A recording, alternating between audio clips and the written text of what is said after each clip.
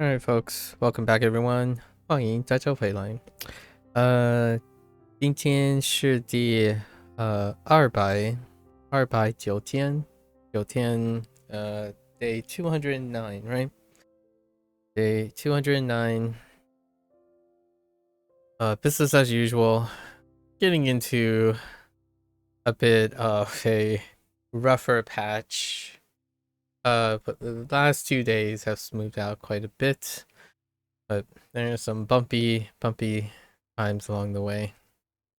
4 things, right? 4 things from yesterday.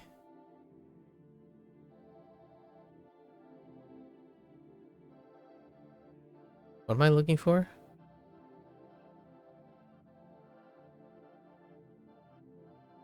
Juan? No, Juan.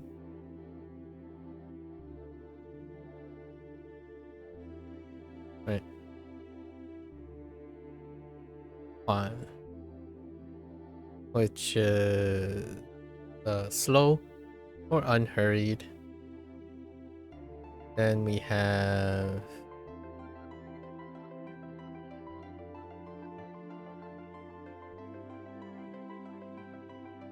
no, Tiara.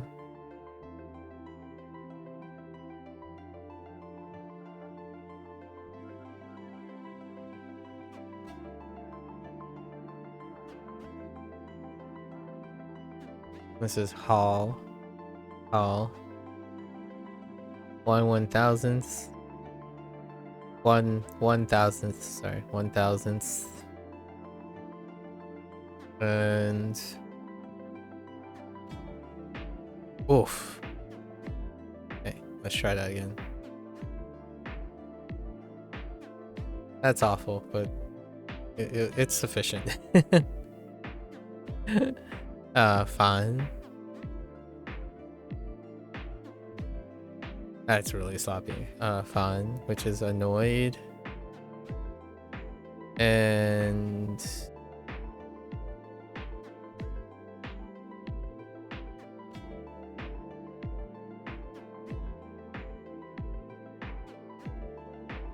body. Whoops.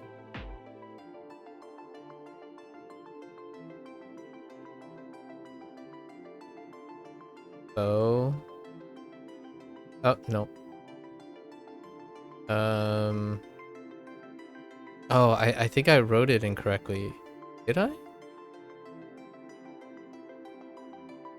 I feel like bow is the other way. Yeah. I think I might have written it incorrectly yesterday. So it's like this.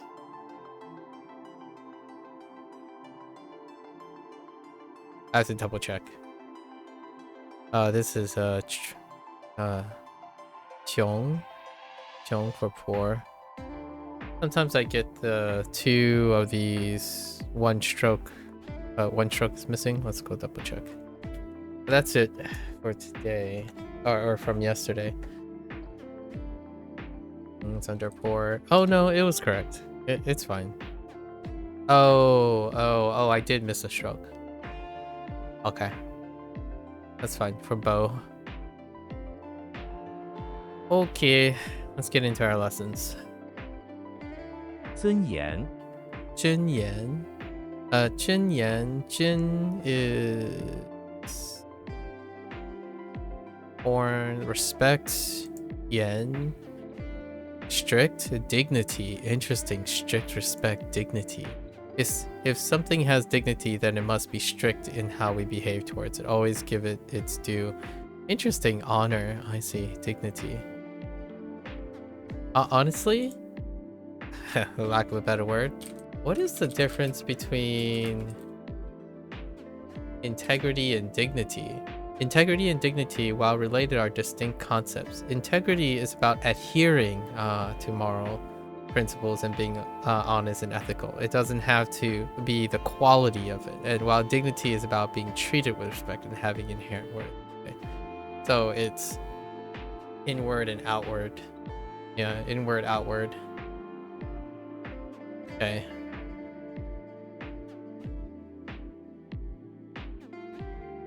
Because oftentimes you could say one has integrity and one has dignity, right? Or one honor. 尊严，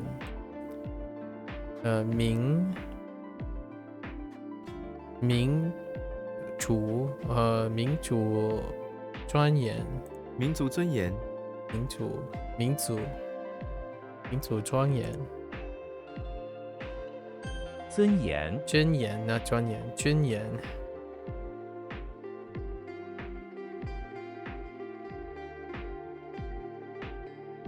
珍贵，珍贵 ，precious expensive precious 珍贵，这本书对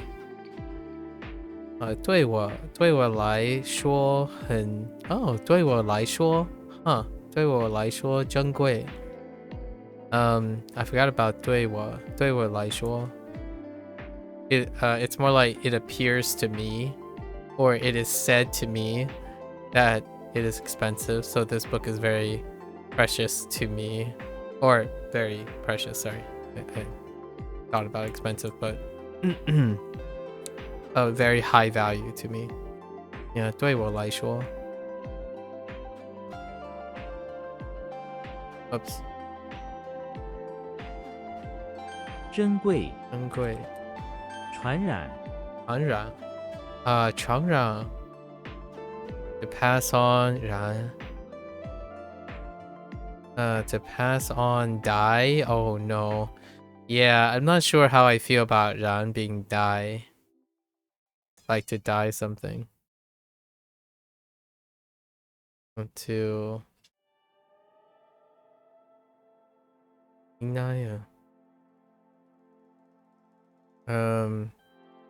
maybe die to like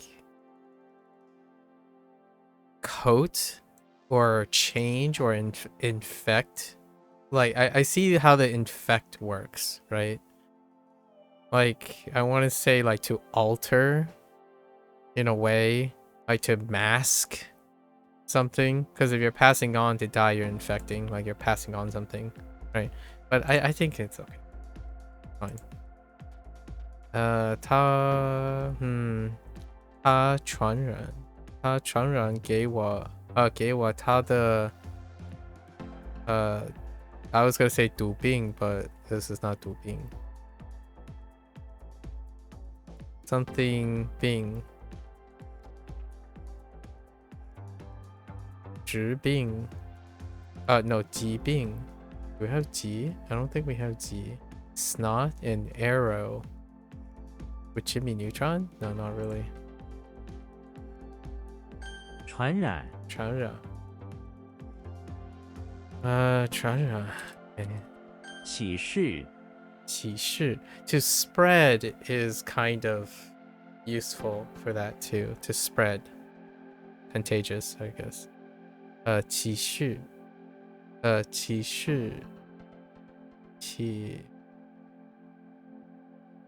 Foreman door mouth open matters notice yeah, open up a matter or notice announcement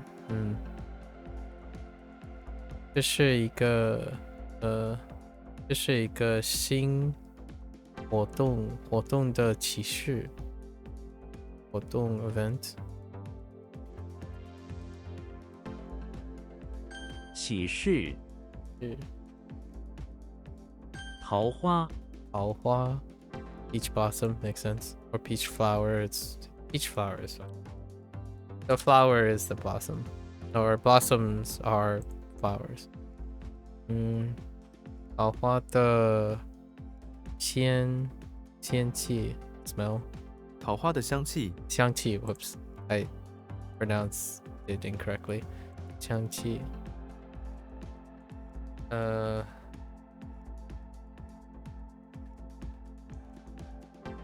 桃花，哎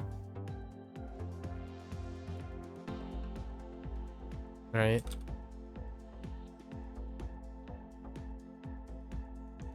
尊严，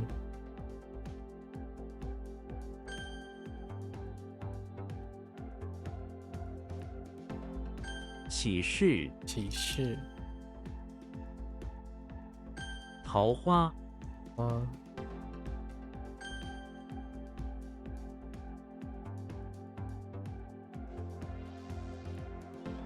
传染，感染，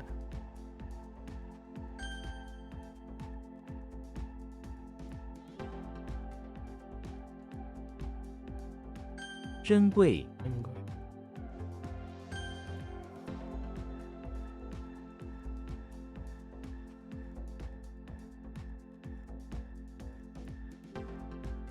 棒球。棒球 just sounds like baseball, honestly. It just feels like baseball. That's such a good one. 棒球。他的棒球，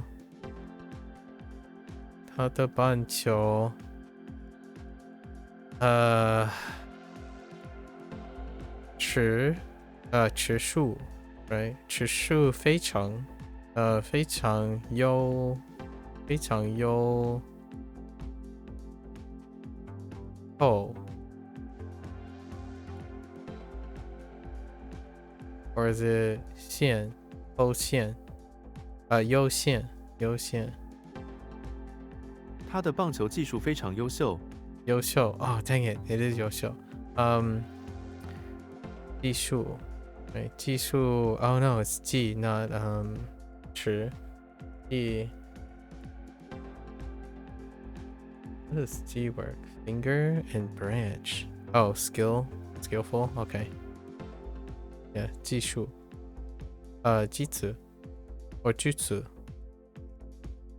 Okay. 句子。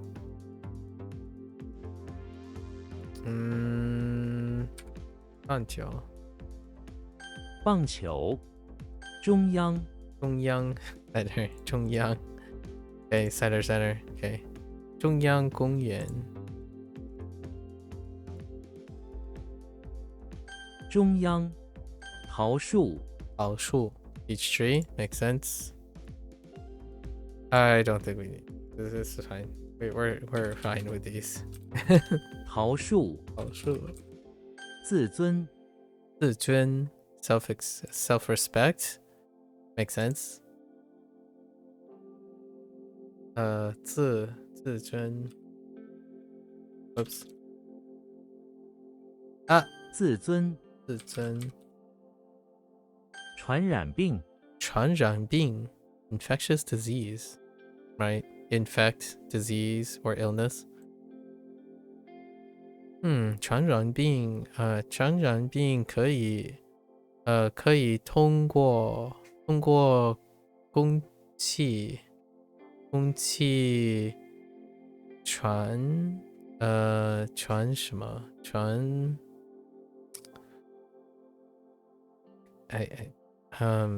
actually no, what is that? 传播 interesting 播 Yep, no ball yet.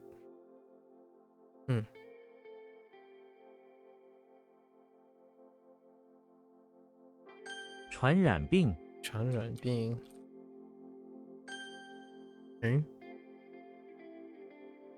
棒球，棒球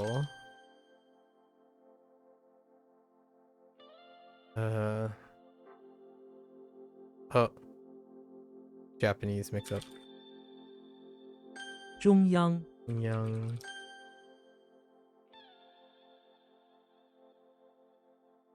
自尊，自尊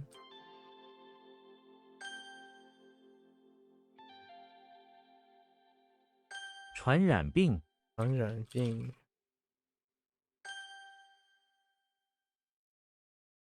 桃树，桃树 Alright, 开启，开启 Open 启 open 开启他开启了门他开启了门他开启了门。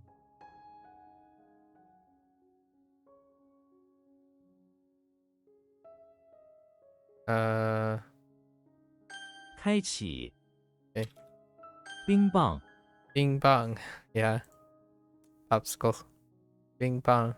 An ice club. A lolly ice. Interesting. Ice lolly. 我喜欢在秋天 oh no 夏天吃冰棒我喜欢在夏天吃冰棒。夏天冰棒冰棒。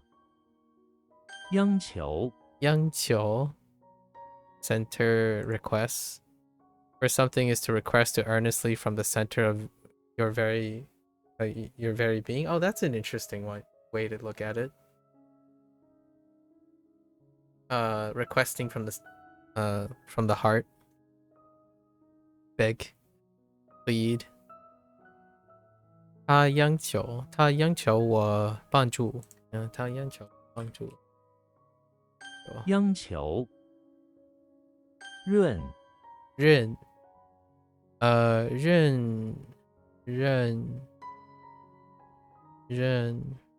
moist. Moist. Okay. Rudolph is in the bathroom of the infirmary where there's a scepter. Okay, you got the scepter. Jammed in between the saloon doors in the infirmary that are at the entrance of the bathroom. Okay, preventing him from leaving. Interesting. Rudolph sprays his reindeer saliva all over the scepter to moisten it up and then is able to yank it out with his 2 hooves. Well, that's kind of weird. He puts the moist scepter in the sink for the nurses to deal with, then begins to leave the bathroom. Okay, let's just say spray, saliva, it works all the same, right? Basically, Rudolph is an Rudolph doesn't have many things, huh? Interesting. Yeah, Rudolph's ones are really weak, but Rudolph is not that common either so far. It's probably among the bottom 5 in frequency at the moment, or representation. Like raw, ru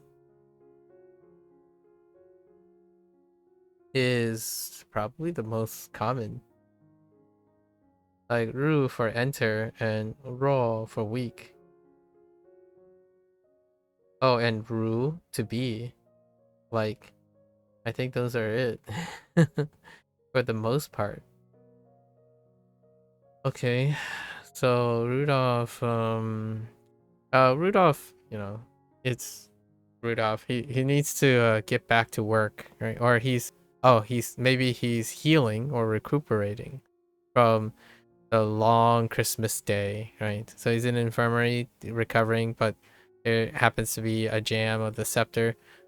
He tries to pull it out with his mouth, which causes saliva to spray all over the place, over the scepter, and it kind of like wets it and makes it a little slippery, moisten it, and it comes out, right? And he just pitches it in the place, letting the nurse deal with it, which puts it in the infirmary, I suppose. That's fine. Rudy, what the heck? I don't actually know what Rudy means, technically.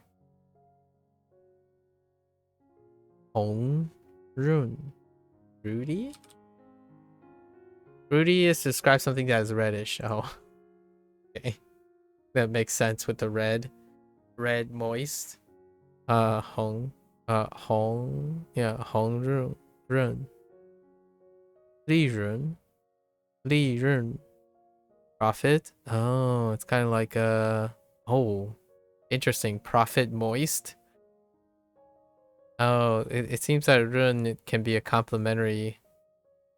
It's largely complementary. Yeah. It's one of those characteristic words.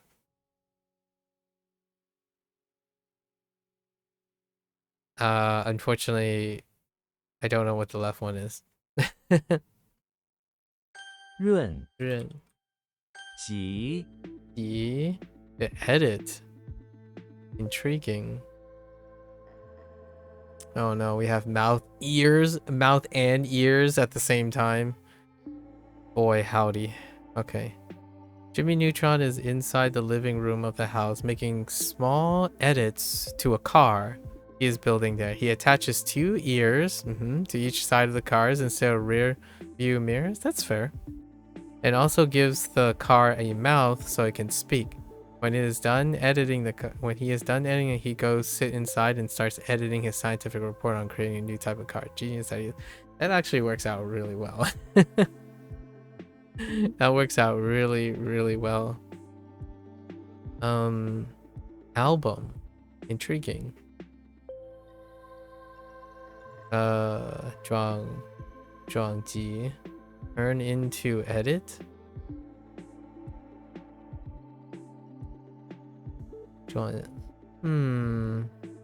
Oh no, special edit. Wait. Zhuang Ji. Interesting. Special edit album. BNG makes sense. Edit, that's to edit the compile and edit. Logic. Luo Ji. No reference for Luo. That's pretty big character. 急 Yeah, you know what's really interesting, at least personally from my perspective, I think this might not be true for other people, but personally this is how I feel in the perspective of things. When one is in the people that I met over the times when it talks about kanji, right, or kanji or hanzi, right, I feel those oftentimes people I often get the impression that they get excited, they're very excited, but they're also spin it in a dubious effect, like a somewhat, oh, wait till. I honestly feel that the more complicated the kanji is, the more comfortable it is. Like, because of the nature of how compressed the context is, the more context you have in a kanji or a hanzi, the less daunting it is. So maybe I'm misreading the intent of people when they constantly say, oh yeah, but isn't this kanji a monster? It's less of a monster with more information. And I feel that is often something that might not be common to people. Less is more the typical thing, like efficiency, right? Things that take less steps are more positive. It's viewed more of a positive thing when it comes to learning. I actually find more complicated things a lot more approachable. I'm more motivated to learn, I'm more motivated to remember things, and there's more to work with. So honestly, like this, at least 3, 4, or 5 elements. The higher it goes, the more likely it's less and less effort to remember the things. So it's and I want to parallel this with something. It happens with incompetence as well. I'm not saying that people are stupid. I'm saying they're inexperienced. So when someone is vastly normalizing, trying to make things easy, then complicated things aren't approachable. So that also happens naturally, a lot of times intuitively. When someone becomes more competent, they are more likely to view things in complexity and be comfortable with complexity than trying to simplify things. So when you become a specialist, right, if you know something very intimately, it's very difficult to once again explain simple matters or have that empathy for simplification or foundational work, because you get beyond that. You're like, oh, it's a waste of time. It's too easy for you. So in order for me to juggle both sides, whenever I think I know something really well, I teach it. I try to explain it in a simplified manner, in an approachable manner, right? In order to keep myself attached to that ability. While the incompetent side, you don't really have that choice until you do it, unless you spend most of the time skill building and understand the natural process. But generally speaking, when someone gets very excited, like oh, wait till it gets hard, it actually gets easier as you're going. in my opinion, like personally for me. The longer you stick with something, the easier it gets down the road. We're not talking about clarity. Clarity is an entirely different situation. Like, if you're result bound and you focus on the results, of course there are less results when things get harder, right? But the feeling of attaching and understanding and expression and motivation stuff, that becomes easier over time. So you want to start, you intuitively or consciously tackle much harder and complex situations than you once were. So in my opinion, when it comes to behavioral analyses, it's a very strong initial flag for someone's competence. When someone is very excited about something down the road and they speak as a nature of not having knowledge, yes, it can seem very hard. But in my opinion, when you get there, a lot of times, if you truly have specialized and embraced something, you come out of the valley of despair. And most of the stuff is far more interesting when it's complex, not when it's simplified. So when it comes to kanji and Hanzi, I actually love far more when characters have at least 4 elements. So this is something that has come up many times because, you know, you meet people who learn passively most of the time, and when they learn passively, they have this habit of saying, "Oh man, isn't this crazy? Like, this is such a crazy kanji." I'm like, or Hanzi, and my first thought is, what do you mean? There's so much to work with. You're far less likely to forget when there's so much context in that kanji or that Hanzi, right? And that's kind of how I feel now. The harder stuff that I need to work on are the simpler kanji and Hanzi, because those things are used very frequently and they have so many applications. So in its complexity, that simplicity makes it less likely to provide enough information. And that's where like sentences and paragraphs come in, right? When someone and I still have the same perspective with that, when someone says, "Oh yeah, you know, this stuff is easy, wait till you start reading sentences and stories and stuff, that's easier, it has even more context." Now you might be thinking, well, yeah, of course, most people say that you learn with sentences and paragraph because it's easier than learning straight up disjointed vocabulary. It's like, that's a double standard. People are talking about it's easier to learn, but it's also easier to practice. Like the effort is, there's a lot more things to pay attention, so the effort actually goes up. But the aspect of needing to come up with something, abstraction and stuff, goes down. So it's easier because there's less abstraction. But to me, it's both easier because you can be abstract and be literal, so it's doubly easy.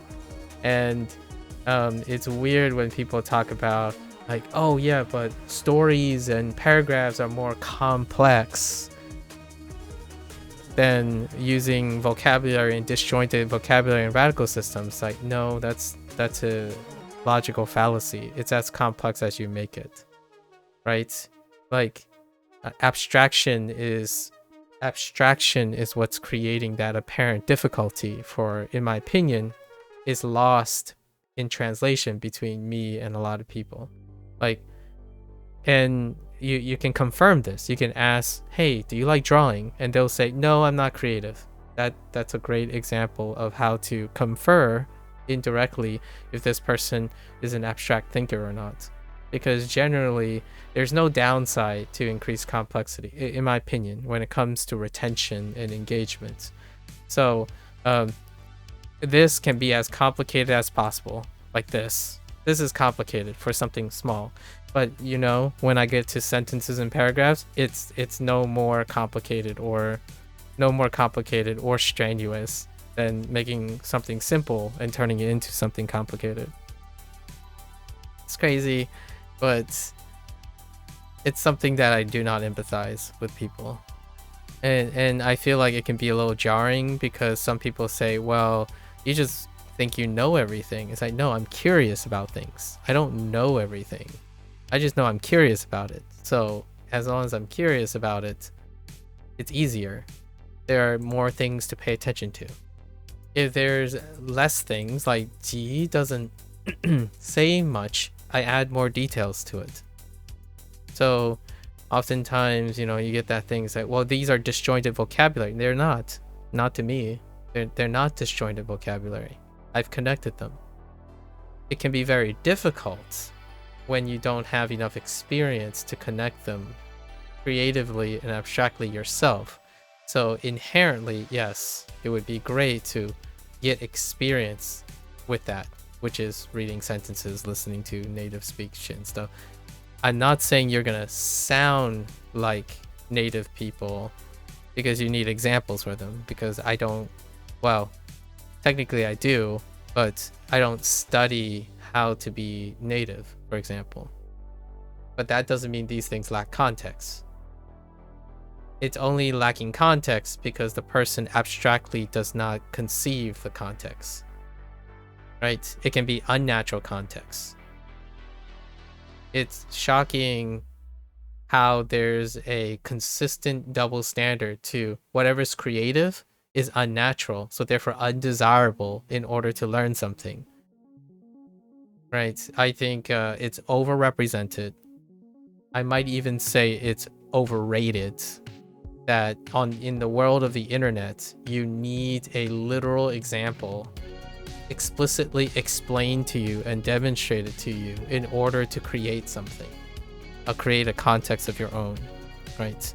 I understand not everyone wants to do that, and that's great, but I have to keep in mind, or I like to make a disclaimer, like being creative inherently will make you sound unnatural, or willing or tendency to create changes in things that are otherwise standardized. Now, does that help you achieve the goal that you want? Probably not, because people like to sound like other people.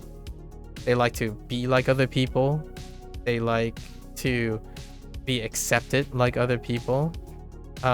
Fear of non-conformity, right? That is a thing, because Japan is a conformist society, and so is China, and there's a balance to it, and I get to that balance at some point. But generally speaking, on the internet, it's a little disproportionate. It's like 90% conformity and 10% creativity, right? Because trends, standardization, metrics, algorithm, they promote conformity, which makes sense. If you normalize that and you're aware, and you're not aware of it, then yeah, you sound like a conformist. And what happens is it makes pattern behavior and looking at behavior and patterns very reliable. One of them is definitely competence, when it's correlated with someone who's likes to share how impressively difficult something is without understanding the emotional maturity that comes with developing a skill. Things that seemingly are difficult, or once seemed difficult, become familiar and essential, and even easier possibly in the long run, because your appreciation, the process changes. So it's different if you're someone who says your goal always stays the same no matter how hard you work, no matter how long you work. My goal does not stay the same. It changes, it keeps pivoting to a different place. I aim for something in the present time. There's absolutely, it's like 1% of the time that goal rarely stays the same. Like, you will pass the goal, but then the goal is different 10 days from now, 20 days from now, 30 days from now. So what seemed hard is no longer hard. It might actually be even easier than you think. But since you don't do it, as in aka lacking competence and experience at the moment, every perspective is based on your lack of confidence and understanding. So if something appears really, really hard, it stays really, really hard because you have not either matured, learned, learned not necessarily the content itself, but learned something about your interaction with the content, right? When you learn to walk, it's no longer complicated. When you learn to run, it's no longer complicated, right? If someone who can't run look at running, it's complicated, right? At least that's how I feel about like Hanji and Hanzi. I think the more you learn, the easier it gets a lot of times, but it's not for everyone. I think if you're a person who feels like it's constantly harder, to me, it's a telltale sign that your learning process is not evolving either. Your learning and stuff is not, your learning curve is not being reduced. It's not being refined or improved over time. There's a lack of integration, right? There's no emergent use of your information. So if someone is like 300 days into Anki, right, and that person still continues to interact with Anki the same way, then that is a person who likes face value stuff. They only do what the system is able to produce, right? And that's sufficient to get to a goal. It's not how I interact with things. After 30 days, it's going to be different. After another 30 days, it's going to be different. And it ultimately means, in my opinion, that I do more because I can do more, not because the system somehow magically changed. The system didn't change at all. Like, HanziHero didn't change. Wanikani didn't change. My comments and my experiences and the things I talk about to keep myself motivated, it changed. I changed from learning something. I think the two words that I would like to use for learning is, did you memorize it? Or did you internalize it? Because I internalized something about these tools. I don't simply memorize it. So if you're going around and you're saying, oh, it's just like day one, but with more volume, then you have internalized nothing about, like, ideally it would be you have internalized nothing if it feels the same, right? You literally have not learned or internalized anything from the experience. And that comes up a lot when, especially when it comes to internet experts. It's one of those things that I would make a meme here, like a hot take. Tell me that you know a lot of things, but don't experience a lot of things without telling me that. And that's spilling a bunch of information that you heard and read without any form of input on your experience with that information, like the application of that information. Like, for example, you share a fact about something, like, oh, I heard that this trailer was really good. Go on. And then if you keep stating facts without sharing your thoughts about it, like characterizing your thoughts and integration and relationship with those information, then that is what I mean by internalizing. You did not internalize it. It's just a fact that you remember, and it will disappear the next day. It will disappear in a month, 2 months. You'll probably forget about it, right? If I enjoy a trailer, I'll explain the trailer, what's in the trailer, those are the facts, and then explain it from my perspective. My perspective as in, why is that trailer important to me? Why am I sharing it with you? Right? How does this relate to my motivations in mentioning the trailer to that other person? That's internalizing information. That's applying experience, right? Experience that otherwise wouldn't go beyond that. So whenever someone fact checks someone, right, That's what I mean. That's an internet expert. That's someone who does not have experience. They just like fact checking. So like when someone says, "Oh, you did that wrong," it's like it's actually this. You should Google it.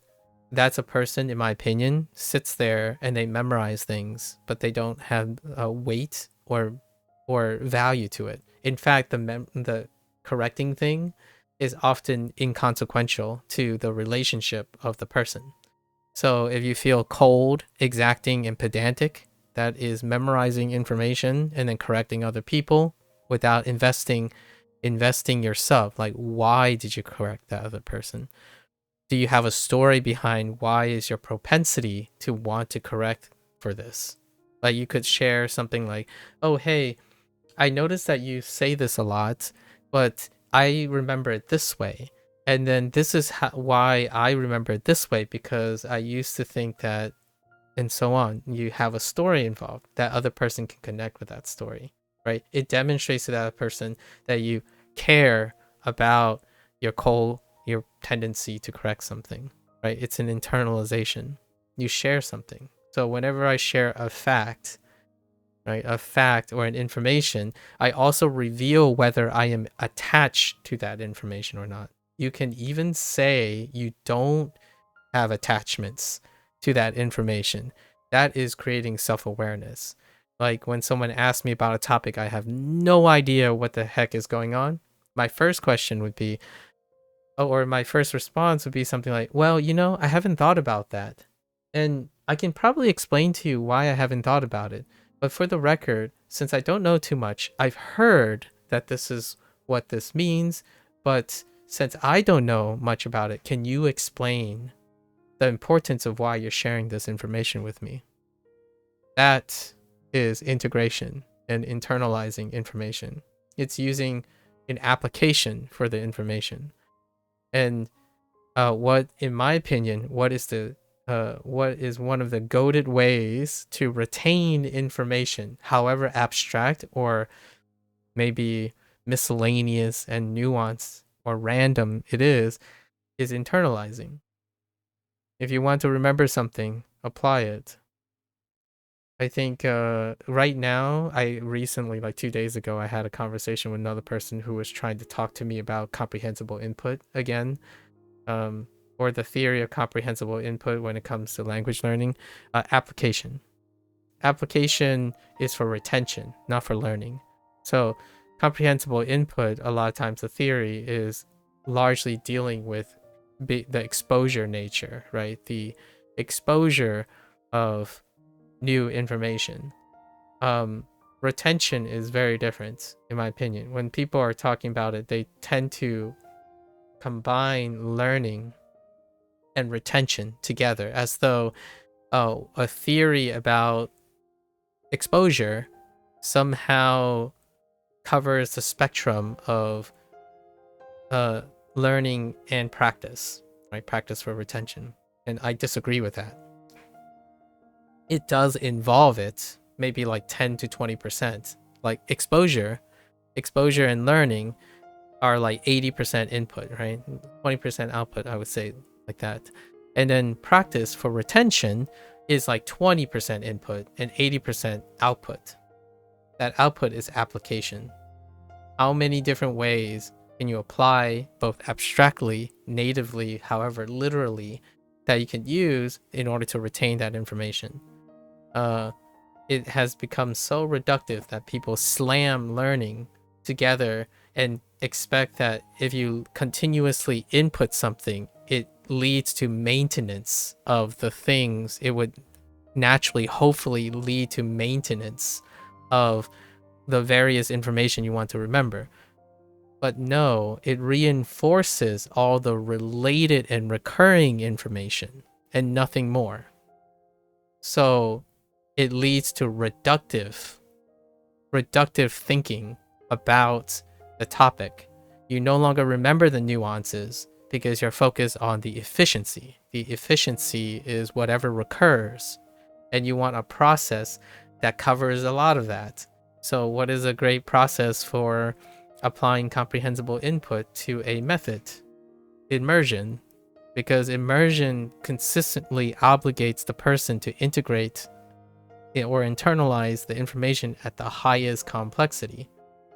That also means that person will be incapable of understanding the nuance and the lower complexity, the building blocks of that high complexity thing, and it can lead to acquisition of their target goal. But it does not allow that person or practice or retain that person's ability to know details that build up to that, right? You learn, each level of emergence is learned based on that emergence. So if you always speak to a native, then sure as heck, you're going to be under practice, unable, maybe not even consider how to interact with the foreigner, right? That's kind of part of retention as well and learning. However, I usually want to make that distinction now. I think it's been pretty clear to me that there is not a resolution. There's not enough resolution to tackle what people want versus what they think they want. Some perception, people keep saying things like, and when I mean people, I mean like those who are on apps for language learning. They talk about progress, right? But the progress that they like or recognize is, yes, indeed, the learning aspect. However, whenever I ask, okay, now that you learned these things, what are you going to do with it? Right? What are you going to do with it? And not like from a career standpoint. It's just, are there things did you learn this to do something with it? Because ultimately, the dissatisfaction that I get later down the road is their lack of maintenance or retention. And that is the area of habit formation. Input theories and input methods do not correlate with habit formation. And here's the icing on the cake. Whenever I ask someone, oh, why do you believe in this person's work or this person's product? You can cue whatever 2 or 3 very influential person putting out a product. The characteristics that they talk about, I ask like, oh, so what are your thoughts about that product? The vast majority, more than 50% of the things that they like about the product deals with habit formation, not input, not the learning process. Well, it's part of the learning process, but not the learning process that they're referring to, like comprehensibility and context clues and native content. It's not that. The most common thing that I hear are listing, oh, I like my progress because there's a progress tracker. I like that it reminds me to do the things. It keeps me consistent and it gives me motivation. Those are all outside of the realm of input. It's like 10% input. It's like 90% output.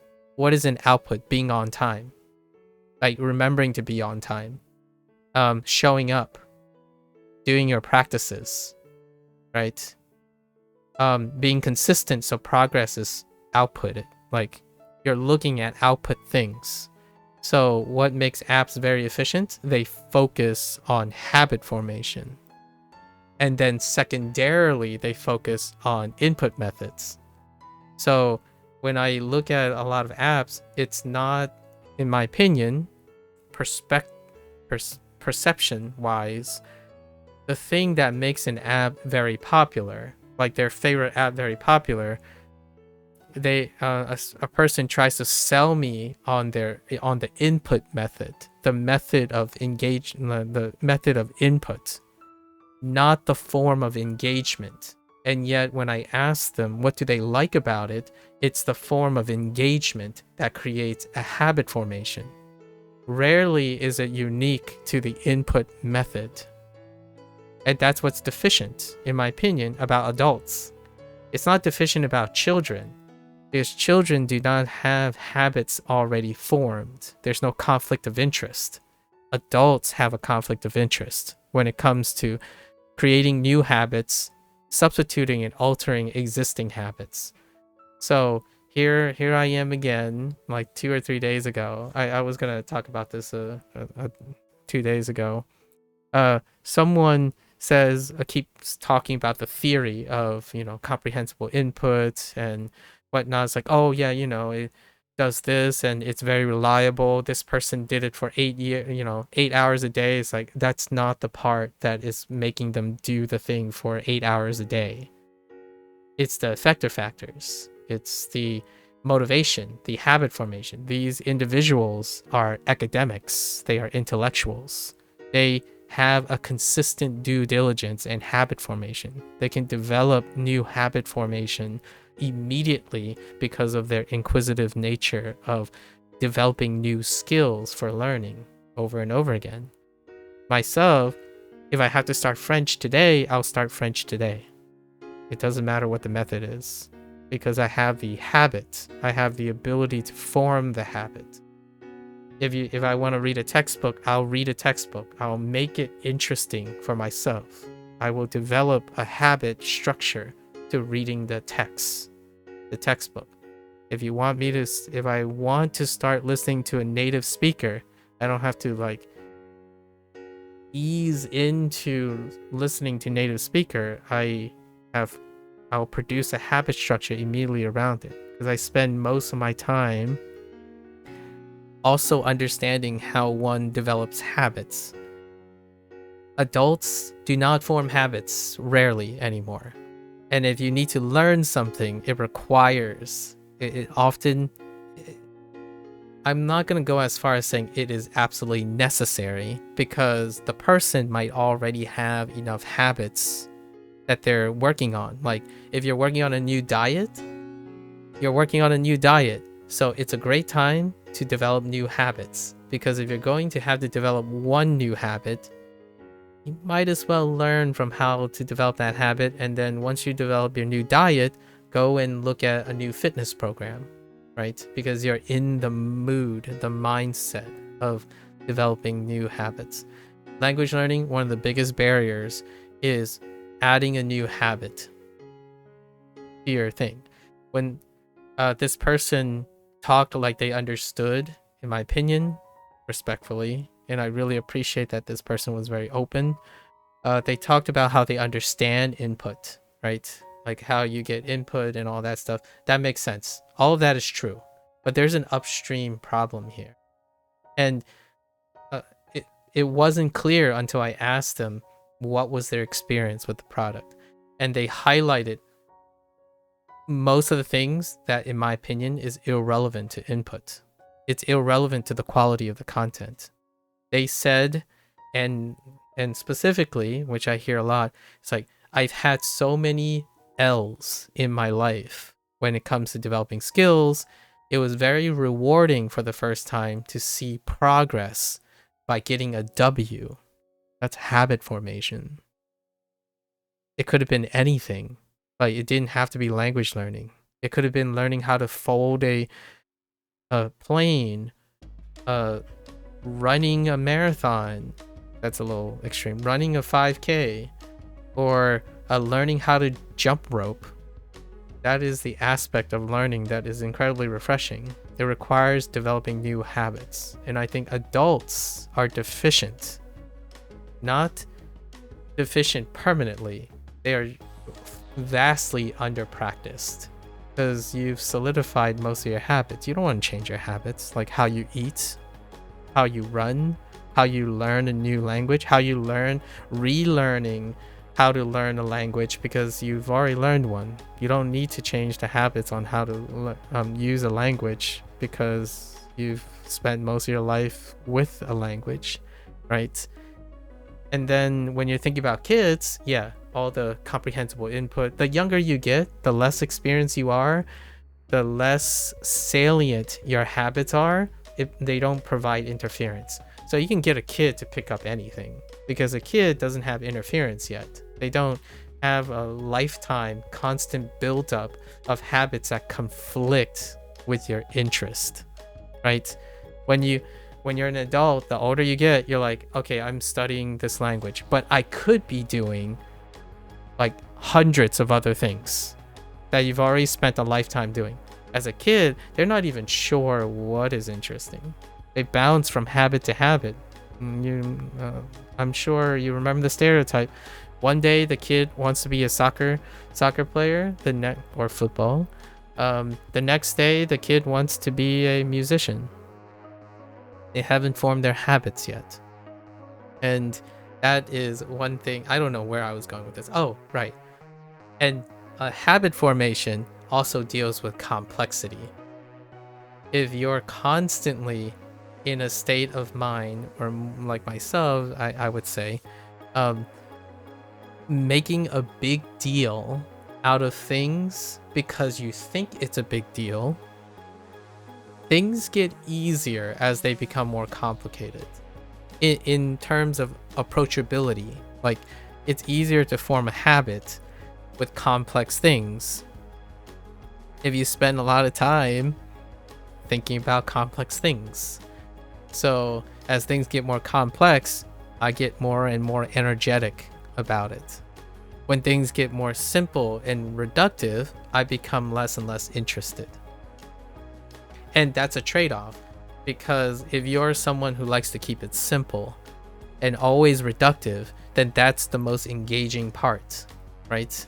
And then when it becomes too complicated, you avoid it, right? Oh, this is too complicated. Nah, it's okay. I don't need to be that sweaty, right? And what I'm saying here overall is a part of the human condition, whether you're aware of it or not. I think this is one of the fundamental parts of the human condition. So when I mention the word academic to someone, that person immediately thought, oh, reductively, they mean school. And I'm like, university is like, no, that's not what I mean. I mean, the person you're talking about spends most of their time in academic pursuits, not like, it's not reductive. Like, you don't have to go to a university to be an academic or a scholar. You have the mindset of a scholar. So when it comes to the content, how they present it, they could make anything work because it would be a culmination of all their experiences. They internalize things they learn, not memorize or imitate things they learn. And I refuse, like, for me, that's my wheelhouse. And personally, I don't like mirroring and imitating and like, oh, hey, look, this guy did this. Don't you want to be like this guy? No, the answer is no. It's generally always no. I don't want to be exactly like anyone. And if you keep saying like they represent a method, like, no, they don't. They represent a person that you can use for inspiration. So whenever someone says like, oh yeah, this method's good, and then highlight a person as an example of the method's good, that's a testimony. A testimony requires that you have many. In order for that to be relevant, you need many of them, not a singular example. So therefore, myself, that's where it gets a little hairy. When someone states things like that, it tells me that they might not be of the same mindset, and I have to respect that. So reductiveness is a very classical symptom, in my opinion, of the internet. Things are incredibly reductive nowadays, and I want to push against that. Not that I think it's right or wrong, right? You can spend. There's so much beauty in simplicity. I just know I know that I'm willing to accept that I only spend some time in simplicity, and it's fantastic for that reason. Like going to the beach, looking out at the waves, closing your eyes, breathing in, listening to the rhythm of your heart. That stuff is incredibly beautiful. But my lifestyle has paved around complexity. So every once in a while, like, oh, things are getting too complicated, I step away and I go do something, right? I feel this way now because I'm going to be stepping away from HanziHero and Banikani for a week. And what do? Just help people. I'm going to Otakon, right? Anime convention. And my task, a lot of people would consider as menial. like it's a menial task. I say the same thing, greet the person, look at their ID, check them in, check them out, give them their badges, and do the thing. But it's beautiful. It's also incredibly rewarding. I love putting in what some people who of particular mindset would say an honest day's work, and that's really beautiful too. So I wanted to end on that note because I don't want to make it sound like, oh, being simple and efficient, there's no place for being simple, efficient, or a dilettante. It's in contrary. There's a place for all of the above. And the thing I'm emphasizing is something is being overrepresented. And when it comes to things that are being overrepresented, it limits the human potential, right? If you only want to see things in reductive nature and simple forms, then you will only get that much. So when something is very complicated and you have a love-hate avoidant relationship with complicated things,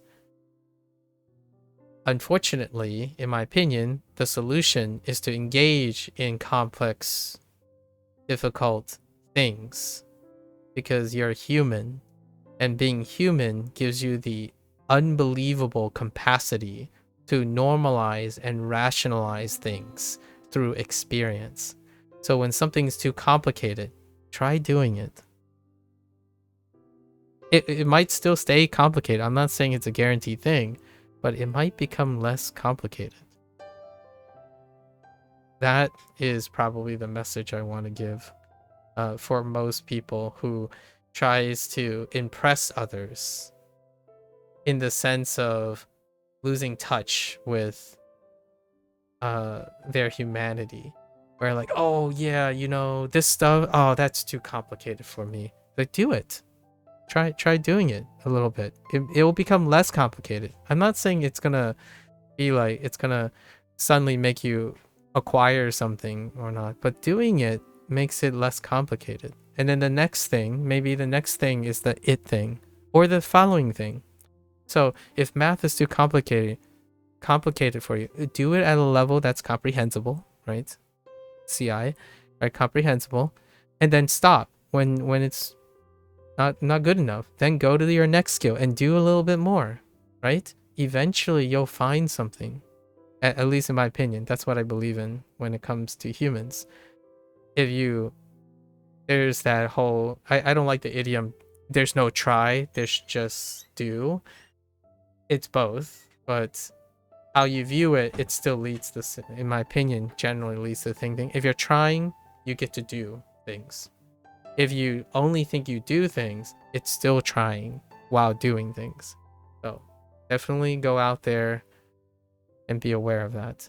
For me, it's harder for me to think of how to simplify things. Like, take it down a notch, MAKU. Talk less. Stop trying to integrate more ideas. Try to talk in simple terms. That's usually my jam. So I'm gonna take it back to the first thing that I started this like unsolicited digression. I spend most of my time in my life now trying to simplify things for the purpose of expression, analogies, and relatability, like empathy and whatnot in speaking. If I allow myself to overcomplicate things and indulge in my complexity, then it just comes out as condescending, possibly arrogance, strong-headedness, lack of humility, all those things. I don't want to stay in that realm. It arguably ends up convincing me, much like anyone else, humans, that there's nothing else to learn, right? When you start spending habitually in a state of mind where you think, oh yeah, I know a lot about a lot of things, then it becomes less and less interesting to learn new things. So I spend most of my time deliberately in a situation in which I'm learning things and solving things regardless if it's efficient or not. because at some point it will become more efficient than it was originally. So that's an indulgement that I get behind when I balance things. So it'll come up again. All of this stuff will come up again because someone else will probably come by and then tell me how fantastic the new thing is, whatever that new thing is. And I will probably say something similar, maybe a little bit different. Different, modified with more experience. But for now, that was an anecdote. I think it's very revealing nowadays how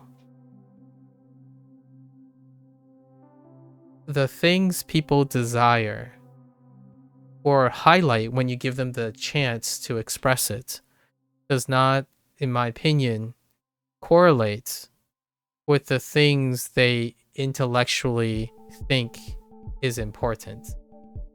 And I think it's very common. I don't think it's a recipe for like disaster or anything. But it would be arguable or debatable if that person without that dissonance would be able to pursue more consistently the results that they want, right? Saying that you like progress is not related to how intricate the input process is. Progress is an output, right? You like seeing progress, that's your output.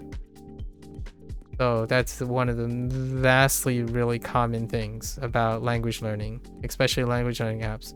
People talk about the complexity of how the input works, but the most satisfaction that they got are the designs that make them that monitor their output, not their input. Oh, they're lucky. All right, let's get on top of things. Let's see, it's almost 5 p.m. Okay, all right, let's get to this.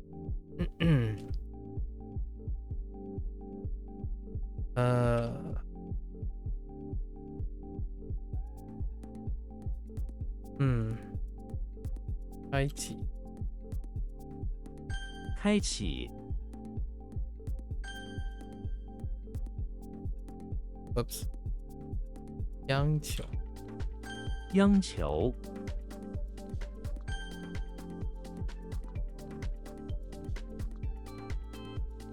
right? 润 Moist. You're already at 249 items in total. Very nice, very nice. Keep up the great work. Did any particular thing stick out of the 249 items you learned? Got any particular stories? I have a personal share. It deals with this one. Bang. It's baseball is the phrase I just got today, and it's bang 球, which after a while this sounds like baseball. 棒球. So 球, you probably already have 球, possibly. 球 is ball. So 棒球 is bang ball. Bang ball, so it sounds really good. This is my recent thing today. You were on a short vacation but still reviewing during it. I see. You got any particular words or characters that stick out from your recent studies? Oh, and this sounds weird too. Bing bang, which is popsicle. 冰棒 Bing bang. It was 200 items in a previous time. That's fair. Okay.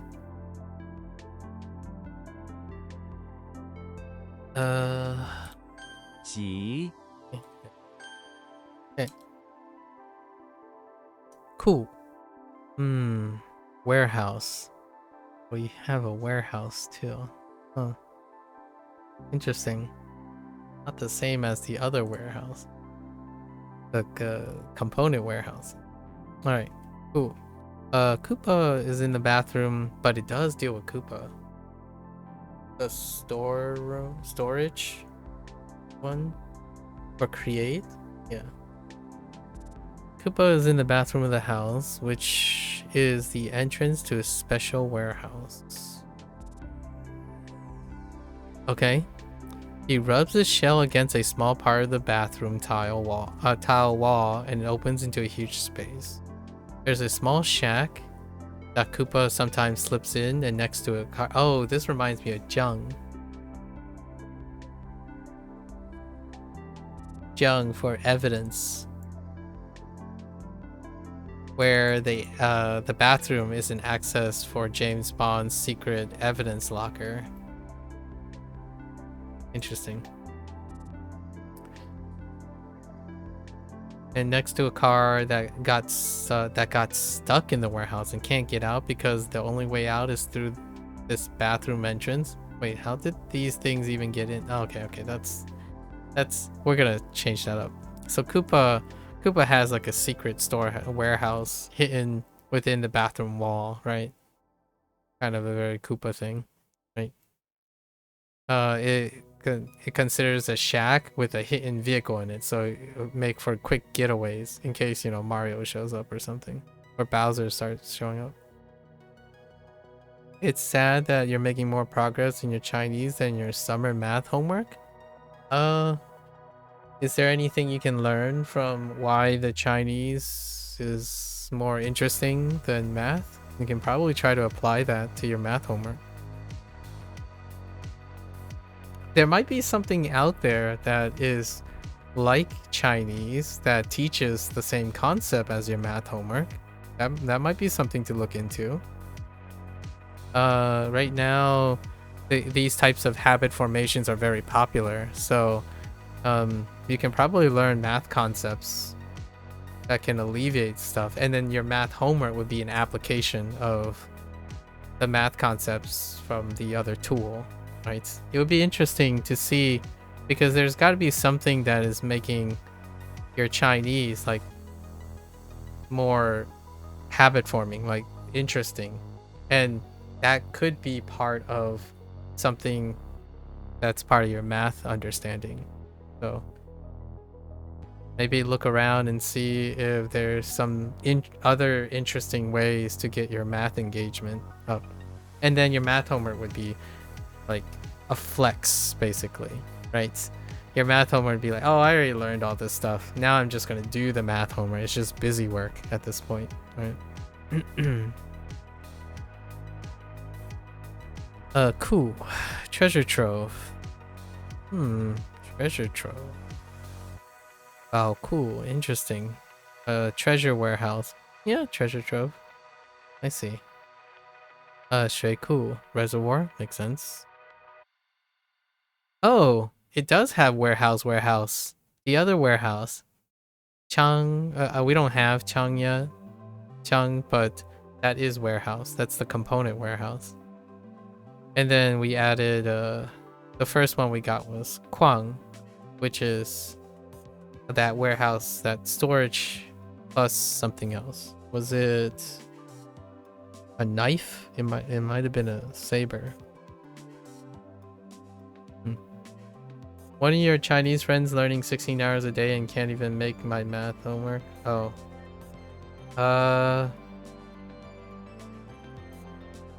Okay. I mean, I'm one of your Chinese friend learning 16 hours a day, like are you saying one of your Chinese friends studying math for 16 hours a day can't even help you with your homework? I think it's more of how your friends spend 16 hours a day doing that than the math homework itself. So I think you're trying to suggest that the math homework is very hard, and I probably would disagree, because your friends spend 16 hours a day learning math, but you don't know what that person does with math. No, they have school for 16 hours a day. Okay. And they clearly, again, the 16 hours doesn't mean they learned anything in school. You can spend a lot of time like using HanziHero and learn nothing. right? So I think your math homework, you gotta find an approach that makes your math homework approachable. That's just ridiculous. I mean, it's only ridiculous because you don't know yet what they do in those 16 hours. It will make sense once you know. Perhaps one of the interesting things to do is probably ask them, what do they think about those 16 hours a day in school? If it's 16 hours of I don't want to be in school, then it's not ridiculous. It's very common, right? You make progress on your Chinese, then more than your summer math homework is not ridiculous to me because you're probably not interested in the math homework. So you could spend like 16 hours trying to do your math homework and 16 hours trying to learn your Chinese, and I can probably guess that the 16 hours in Chinese will still be more progress than the 16 hours in math homework. Not probably even 1 hour is more than the 16 hours in your math homework. So for your friend who goes to school 16 hours a day, the question is, what do they do in those 16 hours? Being in school for 16 hours does not make a person who internalizes homework, right? Like I'll give you a different example. Personally, when I graduated from high school, what makes me different from the other person who graduated from high school is what we do with that time. So looking at a progress, looking at the end result of a progress does not explain what happened during it. You already made like 25% in math and 75% of your Chinese goals. That's fine. That's still looking at the end results. You're still like talking about the end results. What did you do for the 25% and 75%? Do you understand why you're 75%? And how you're 75% to your Chinese goal and 25% to your math goal? If you can understand those things, then you can probably try different things to change that. But what I do think I'm hearing from your results bound thing is, by coincidence, Chinese is, whatever you're doing now for Chinese is more efficacious than your math. So whatever your process is, which I don't know what it is, all those numbers are telling me is that one is more efficacious than the other. So you're doing something different for Chinese than you're doing for math. And whatever math has, you're unaware of what makes math different than Chinese because you're talking as though Chinese and math are the same things in order to make that comparison. Because the 25% in math shouldn't mean the same thing as the 75% in Chinese if they were in fact different. But you're treating them like they're the same. So in order to make it that they're the same, it would have to imply that something else is different to get those results. Right? I think that was a little too, that might have been a little too loopy. But like, if you're saying Chinese and math is the same, then you can compare 75% with 25. And then this would be more, right?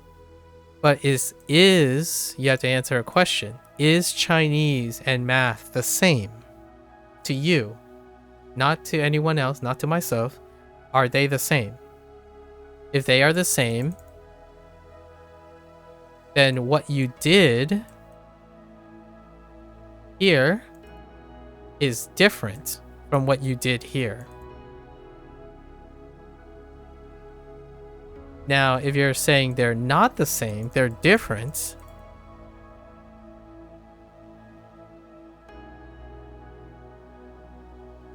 if they're different, then you here what you're doing is the same.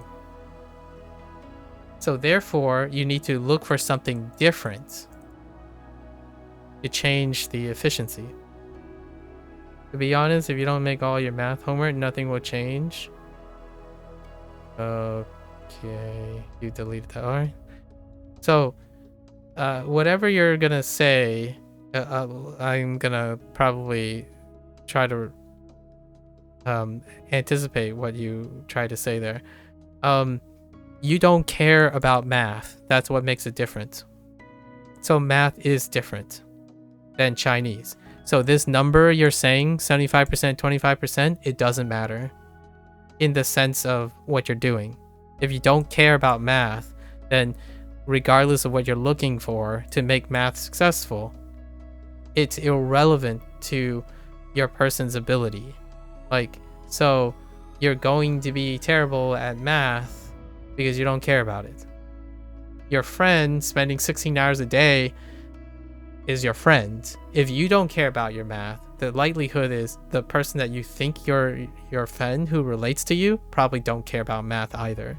So regardless of how long they spend 16 hours a day or 24 hours a day, they will still suck at math because they don't care about it either.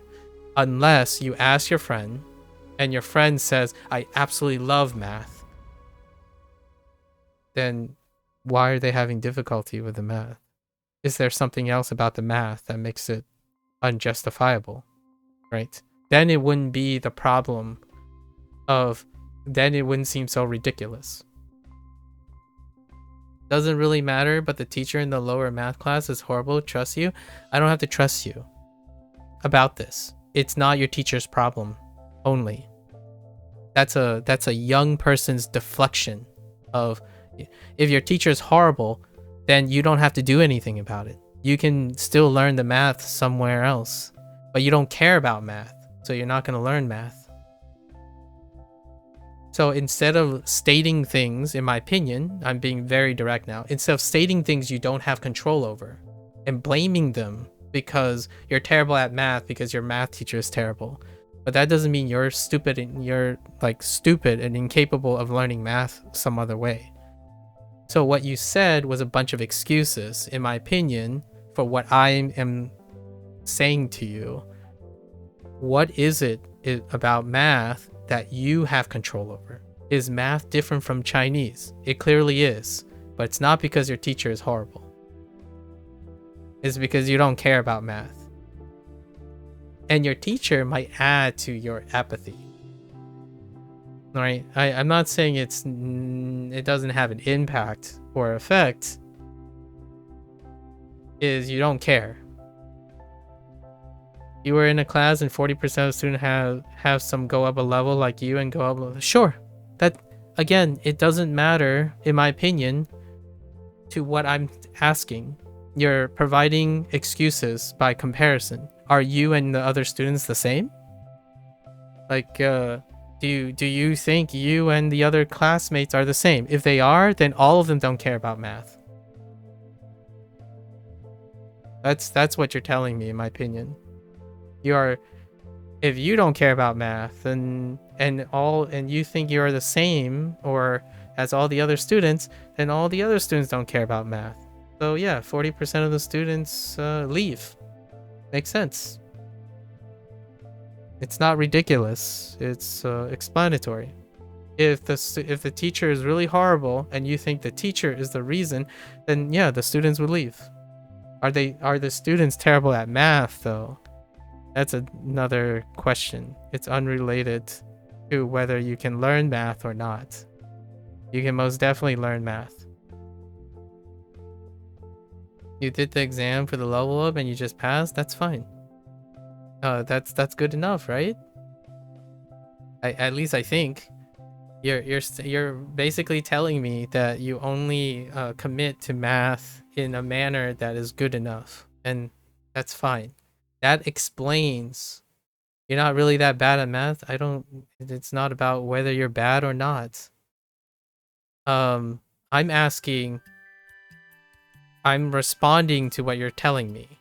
you're making more progress, or you think you're making more progress in Chinese than you are in math.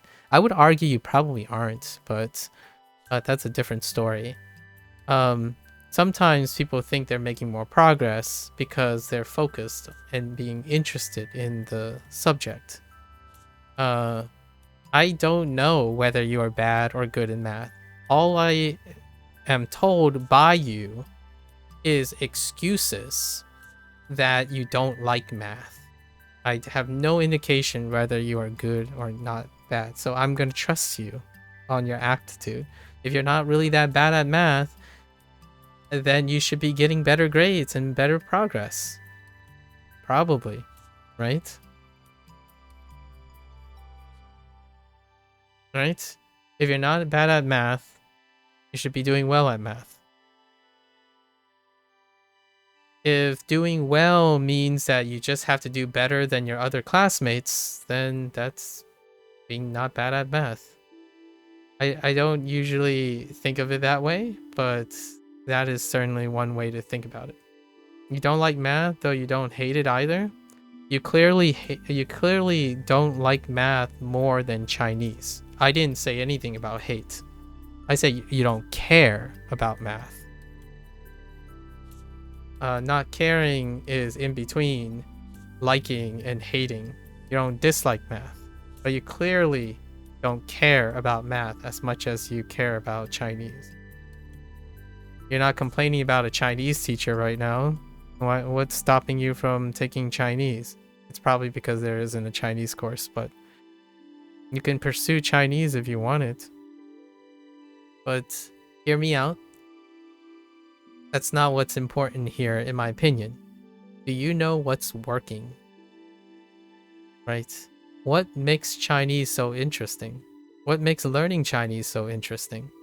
If you can understand that, in my opinion, you can probably apply it to math. Or, alternatively, you can choose to do what you're currently doing and focus on everything that makes math less interesting and only talk about Chinese in a positive way. That's confirmation bias.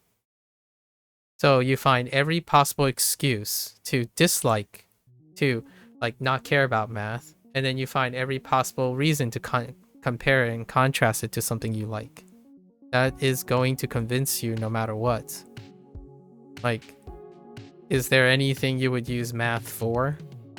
Do you like anything about math?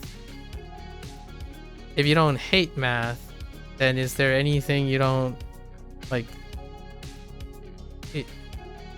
It has to be balanced, right? If you don't hate math, then there's got to be something you like about it.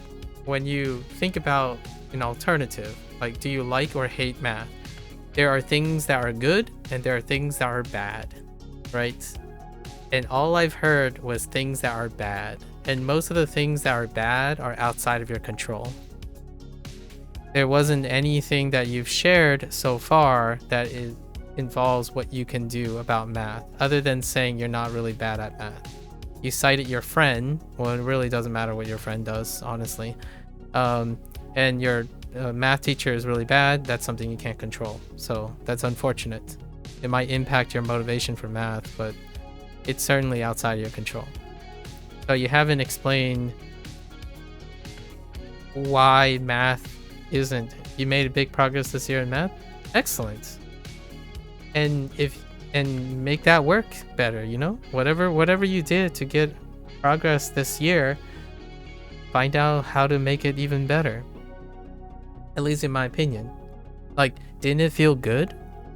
I think the big progress in this year in math, it's gotta feel good. What did you do? How did it work?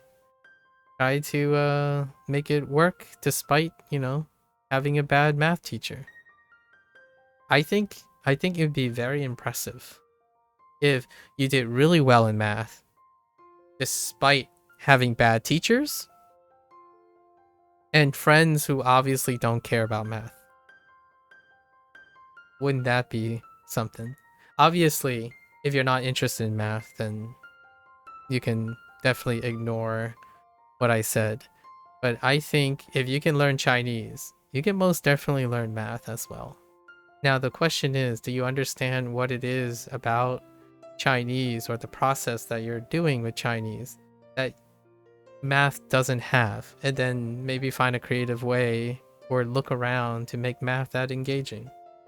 In my opinion, it's clearly not the teacher, nor your friends, or your classmates, apparently, or school. So far, I could say, don't look to school, don't look to your friends. So far, but it's clear that you understand math, so that's good. It's not give up on math is important. I'm not giving up on math. Then there you go. Then definitely, right? Definitely, then there's got to be other ways, right? Other ways. If your teacher really genuinely suck, I don't know, because I don't know your teacher. So don't rely on your teacher, right? Don't rely on your friends, apparently, because your friends are apparently unreliable. All the other students are unreliable, and teachers are unreliable. But there is the internet. There are probably other people out there that might be more reliable. Maybe they come up with a different idea. You can also come up with your own idea as well. I think whatever works for your Chinese studies can be applied to your math studies. No, your teacher right now is great. Well, there you go. All right. Well, your teacher now is great. So how do you capitalize on that, right? So what makes your teacher now is great would be important to know compared to the teacher that was not great. Right? Those are some learning experiences. Your previous teacher was not really good. Well, how are they different? Right? Now we're talking about teachers, right? What did you learn, right? What makes your past teacher not as good as your present teacher? Right? And then if you know those differences, then you can try to capitalize. You can try to capitalize on how to make it even better for your current teacher. What makes your current teacher better than your past teacher, right? And because you don't want to give up on math, right? Because math is important to you, your future teacher is going to be different, right? It's likely going to be different. So maybe your future teacher will be even better than that. You might not have a choice, right? There's a chance you might not have a choice. So understanding what makes a teacher worse and better will prepare you for future teachers. So if the next teacher is like mediocre, you can learn what you learn from the current teacher you have could compensate for the future. Like, for example, if your present teacher really loves, I don't know, giving notes, like you're giving notes, right? And then what was bad about the previous teacher was they don't give good notes, right? Or they don't give notes at all, for example, give like bad notes. You can compare the notes, and then when you go to your future teacher, when you get to your future teacher, what if this teacher just gives mediocre notes? So they're not as bad as the past one, but they're also not as good as your current one, like your future one, right? Because you compared the notes, you know how to improve the notes, right? And that's kind of my point, the point that I was trying to make about comparing Chinese with math. If you're comparing things, you can use that as information. How you use the information is incredibly important. Knowing the information does not apply any of it. Just because you know that 40% of the students leave, that's not using the information. It's not telling you anything. right now. Like, it's not important. The information is irrelevant until you make it relevant. So if you're 75% meeting your goals in Chinese and you're only 25% meeting your goals in math, what is this telling you? Like, what does that information mean? Right? It doesn't mean anything until you actually use the information. Yeah. So how do you get this up to 75%? And how is that different from this? Or the same? Would be great. He's kind and helpful and giving time with group math solving, so you're solving with your friends together. Your previous teacher just teach us and was lazy and was angry a lot. Well, there you go. So imagine this. She's always was late. Okay, all right. So your past, so far you only listed negative things, right? And then your present thing, your present teacher, you've only listed positive things, right? And they're unrelated. And most of the things are unrelated. How do I know? When you say she's always late, you're assuming that the present is always on time. Is that true? If that is, then this is a comparison, right? But you didn't tell me that. You said she was kind, but that's not related to anger. Anger and kind are two different things. So are you telling me she's not kind? One can be angry and kind at the same time. So you're assuming, I'm assuming the opposite is true about the other person.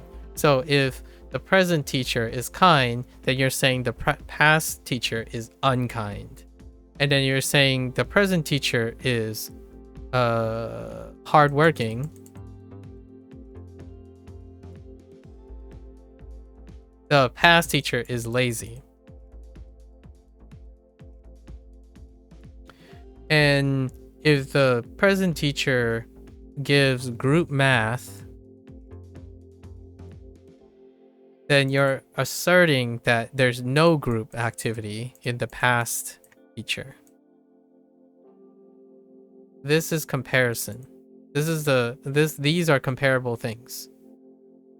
What you shared with me is that one teacher has certain things. They are not opposites. Okay, so they are not opposites. Good.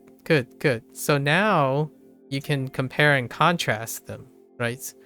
So they aren't supposed to be opposites, right? They're not supposed to be opposites. So there might be something good about the past teacher, and there might be something not so good about the present teacher.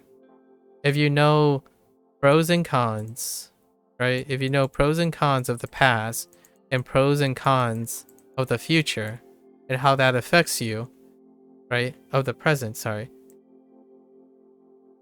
It'll help you with the future teacher. Because the future teacher might have many other things, like a different combination of all these things. And that's what I'm talking about. So understanding these things can lead to problem solving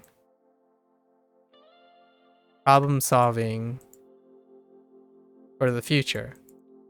So what happens when your teacher is always late? What are you going to do? What do you do when the teacher is always late? Are you just going to hope that your next teacher is always on time?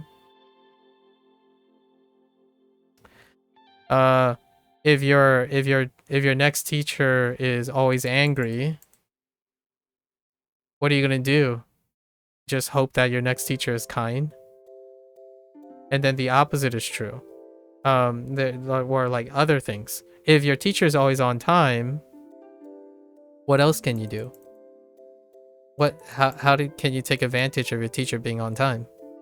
If there are no group activities in the way the next teacher teaches, how do you create group activities? You could make friends and do the group math yourself, right? That's learning and improving. This is more learning and improving and comparing things. For example, your correct teacher is also sometimes late, but meanwhile I'm making homework with your friends because of more friendly work environment. Yeah, but until you have met your present teacher, you could have done that in the past. Could have. But that doesn't matter now. You have a past, you have a present, and now you've noticed that you like working in groups, right? So in the future, you don't wait to work in groups, right? You make groups. So this removes the need for a teacher to do that. You can learn how to make groups from the present thing. How does the present teacher make homework more friendly because of friendly work environment that you could have done in the past, but that's through experience. So now you know that you like working in groups. So in the future, it doesn't matter if the teacher allows you to work in groups or not per se. You can still form and understand and learn what is it about working in groups that makes math easier, or it makes math more approachable. And that's learning based on comparisons. You don't learn anything if you keep depending on a teacher to do exactly that. You didn't learn anything. You're waiting for the teacher to make you do it. Yeah, but she is encouraging friendly work environment while the previous didn't encourage it. It doesn't matter anymore. You have learned that you can do this for the future. At least I hope. But hear me out. If you continue to think that, then the future, your future is dependent on the teacher in the future. So you're going to continue to blame your teacher for you not learning anything. It is how I'm going to be really direct with you. If now you know that you need encouragement for friendly environment, right? For a friendly work environment. You have learned this, at least I think. You have learned this. In order to internalize this, you need to discover, why does this work? Right? But the way you have said that, comparing two different people, expecting them to be the same, right? Because that's an excuse. Yeah, but she is encouraging friendly work environment while the previous didn't encourage it. You don't know that because you didn't care, right? Also, the other people need encouragements, not only you. Again, you're making excuses for other people. Like, it doesn't matter what they think. Where I'm only talking to you, right? I'm only talking to you right now. If you keep doing that, in my opinion, right? Then yes, I agree with you. You're going to feel and blame the teacher for everything. You're going to blame other people for everything as well. You constantly compare to things you don't have control over. And hopefully you still get to your goal, right? Like, if you're not upset about what I'm saying, then you can ignore most of the things I'm saying because it's not important to you. But for me, the way you're saying things means that in the future, if the teacher is not friendly, then you fail. If the people around you don't get enough encouragement, then it's okay to fail because everyone else is failing. That, to me, you don't blame actually you're grateful now that you're in a better place. Being grateful is still irrelevant to what I'm saying. I guarantee that most people, including myself, are grateful when you're lucky, when you rely on luck. Yes, you're in a better place because you just happen to have a better teacher. Is based on your logic. You think that having a better teacher is what you're grateful for, but you can make progress and learn without having a great teacher and still be grateful to yourself. Right now, all I hear is you wait for things to happen for you. So you hope that your next teacher is good. You hope that your classmates are good, so then you can do good. Or do well would be the word. That is blaming. But being grateful is giving the responsibility to someone else. That's still blaming, but in a positive way, right? When you credit someone for your natural better place, it's placing blame for your success. It's accrediting your success. It's not in my opinion, it's not likely to empower yourself to have control over this stuff. Like, you suck at math because your teacher sucks. You suck at math because your classmates suck. That's true, the 80% was from you and 20% from your teacher, you think? That's great. I hope you keep that up, right? In my opinion, sometimes life, it's grateful. It's wonderful to be grateful for lucky things that happen in life. I am absolutely grateful for all the lucky things that have happened in my life. But definitely do not forget that I think even if your teacher sucks, right? Your math teacher sucks, you can still crush math. At least that's in my opinion. So hopefully hopefully that message didn't get lost. I actually think in the future you could I would love to hear that a lot more from people around me, like, oh yeah, you know, my math teacher sucks, yeah, my classmates aren't doing well, but I absolutely aced it, right? That to me is what's goated about understanding comparisons, right? If your teacher is great now, hopefully you can do most of those great things without a good teacher next time, without I don't know, a more encouraged classmate. You could be the source of encouragement, right? You don't think that it was only you, but the biggest chunk was from you? I didn't say that. You said 80% was from you and 20% was from your teacher. You have to learn from your stuff. It can only be you if you start learning from everything.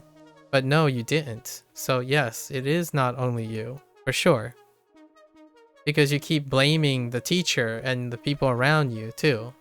And what I mean by blaming, I mean not in a negative sense, both positive and negative sense. You're doing better in math because you have a better teacher. That means it's not only you.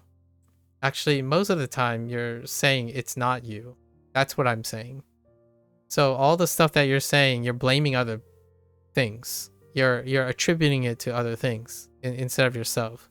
And a lot of times when you're sharing what you're doing, you're sharing, it doesn't, didn't learn anything from how it actually affects you. Like, do you need a kind teacher to be successful in math? That's probably something you're trying to tell me. And then you think that other people being encouraged has an impact on your performance. So that's something you need to explore. Okay, maybe I stop. I just want to note that, not make a whole chat. No, that's perfectly fine. Or if you don't want to, that's fine. I'm just curious, very curious. Yeah. No worries. I admit, I can see that I'm a little direct today, but I think it's great that you can learn Chinese, and I don't think you need, or it's great to have those things, but I don't think you need those things that you're saying to also be great at math. So hopefully that is that is a message I'm giving. You can probably figure it out. It's good that you have a good math teacher though, and you have classmates that. It's great that you have a better work environment now. I did not. Like, there were off times, and there were bad times, there were good times, but you make it work. You make it work. I don't think having a bad teacher during my time, actually, I might be lying a little. I don't think my teacher were ever bad because I didn't see them as bad teachers. I saw them as things to work with. So if a teacher is always late, I learned to do something about it. If they're late, then I will be doing the stuff when they're late. If they're early, then I prepare for when they're early. If my classmates are unmotivated, I motivate them because a teacher taught me that. I had several teachers that were very encouraging, right? And I learned from them how to be encouraging to others, right? They were really encouraging to my classmates. You started judging you scared you a bit. I didn't judge you, honestly. I was telling you, well, okay. If you felt like I was judging you, that's perfectly fine. Like, I'm sorry. I'm sorry if I scared you a bit. What I did try to demonstrate is what you're saying to me. So I'm explaining what you're saying to me and how that reflects on my impression of you.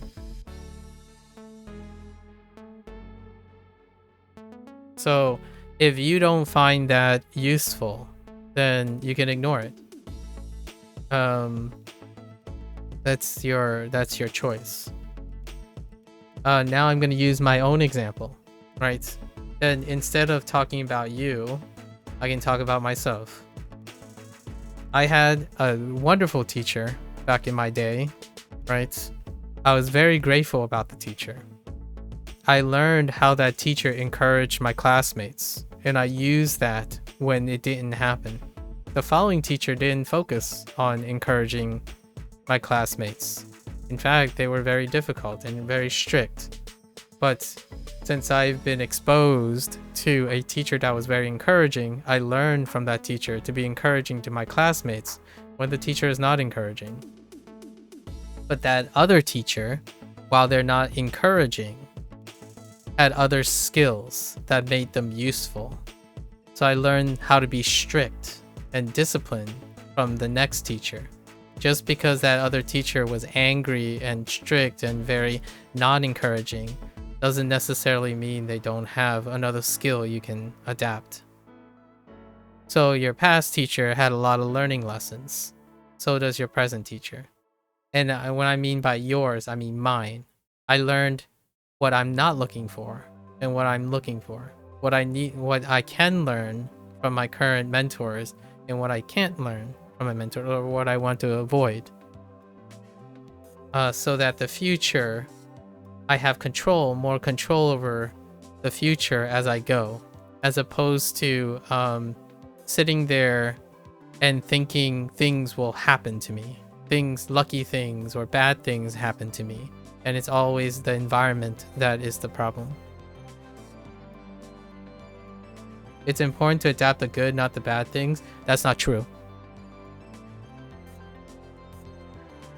That is absolutely not true. I'm not going to judge you on this. If you think judging, I will give you an example from myself. If you don't ever understand the bad things, you can't fix the bad things. If you keep adapting the good, you can never prepare for the bad. That is absolutely not true. If you keep avoiding the bad, you never know how to address it.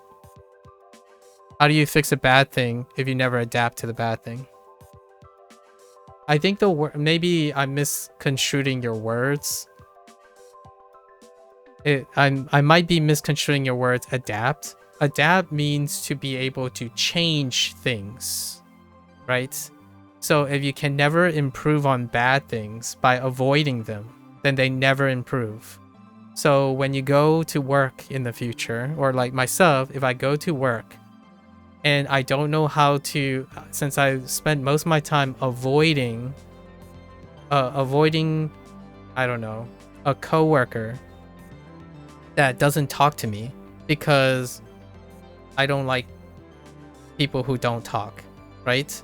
Then if you were in an environment that you must talk to someone like that, you'll never get good at it. There's absolutely no way you will. If you're socially awkward and you say social awkwardness will make you really, really bad at it, it always makes you nervous and you avoid it, you never get good at it.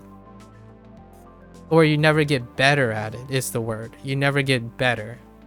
So if you're constantly focusing on strengthening your strengths, then your weakest become your weakness.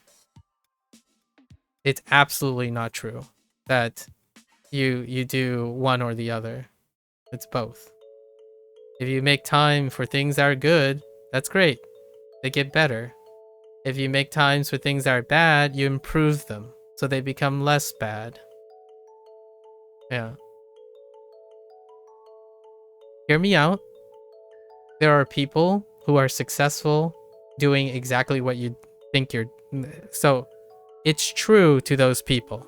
I'm not saying I agree with it, but you can believe that and it still work out. I don't think it's not possible for it. Right. It is very important to adapt the good, not the bad things. I agree. I just don't think it's true from my perspective. If you don't improve your weaknesses, then you're oftentimes there are situations that you might encounter in life where your weakness is as good as it gets. Like, for example, communication. If you are unable to express how good, I understand that you might not mean it. You might not mean the things, right? You're talking about like not adapting bad habits and good habits. So like if you are angry, you don't want to adapt, like make that a habit of being angry, right? But if you're never angry, you wouldn't understand the anger in the first place. And that's what I mean by adapt. Learn. You want to learn about the good and learn about the bad. But the way you're saying it tells me that you only think about the good and you avoid the bad. Like right now. And that is not a form of, to me, that's not a form of comparison. So if you only see the good in the things that are good, you wanted to say that you need to take the good things from people.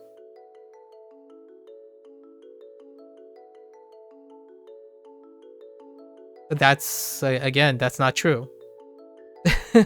That's not true. If you don't understand the bad things about people, you don't know what it's like to be the bad things. And what I mean by that is you're taking it, you're not acting it. So like, for example, if you're always around good people, like the things you think are good things, how can you ever know about the bad things? It still stands. I still stand with what I'm saying. So you only can see the past teacher as bad because you only see the bad things. And you can only see the good in your present teacher because you only see the good things in the current teacher. Until I mentioned the same thing between both teachers. But again, what happened was you spin the excuse for the present teacher. So if the past teacher is always late, are you telling me that the present teacher is always on time or early? So if you only focus on the good things, you'll only want to see the good things in something. If you only see the bad things, you only want to see the bad things.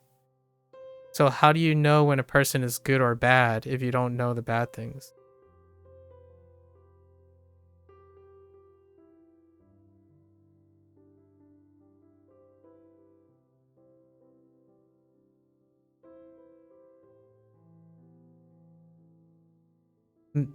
Maybe I'm trying to think if I can accept that.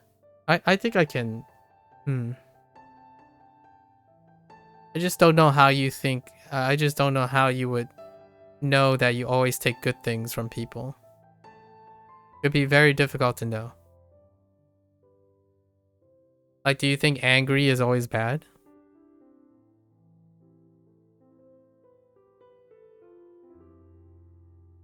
Or working in a group is always good?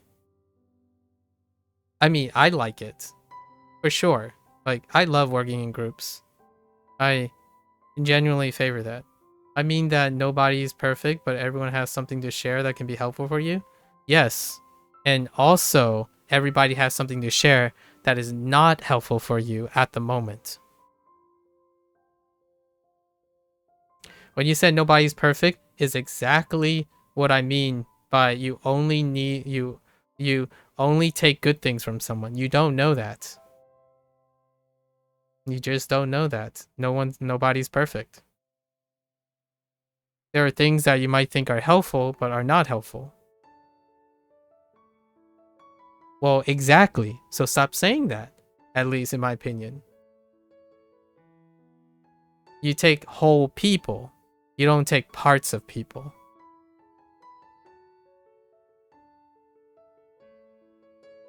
Unless you really think that's how you make friends and experience humans.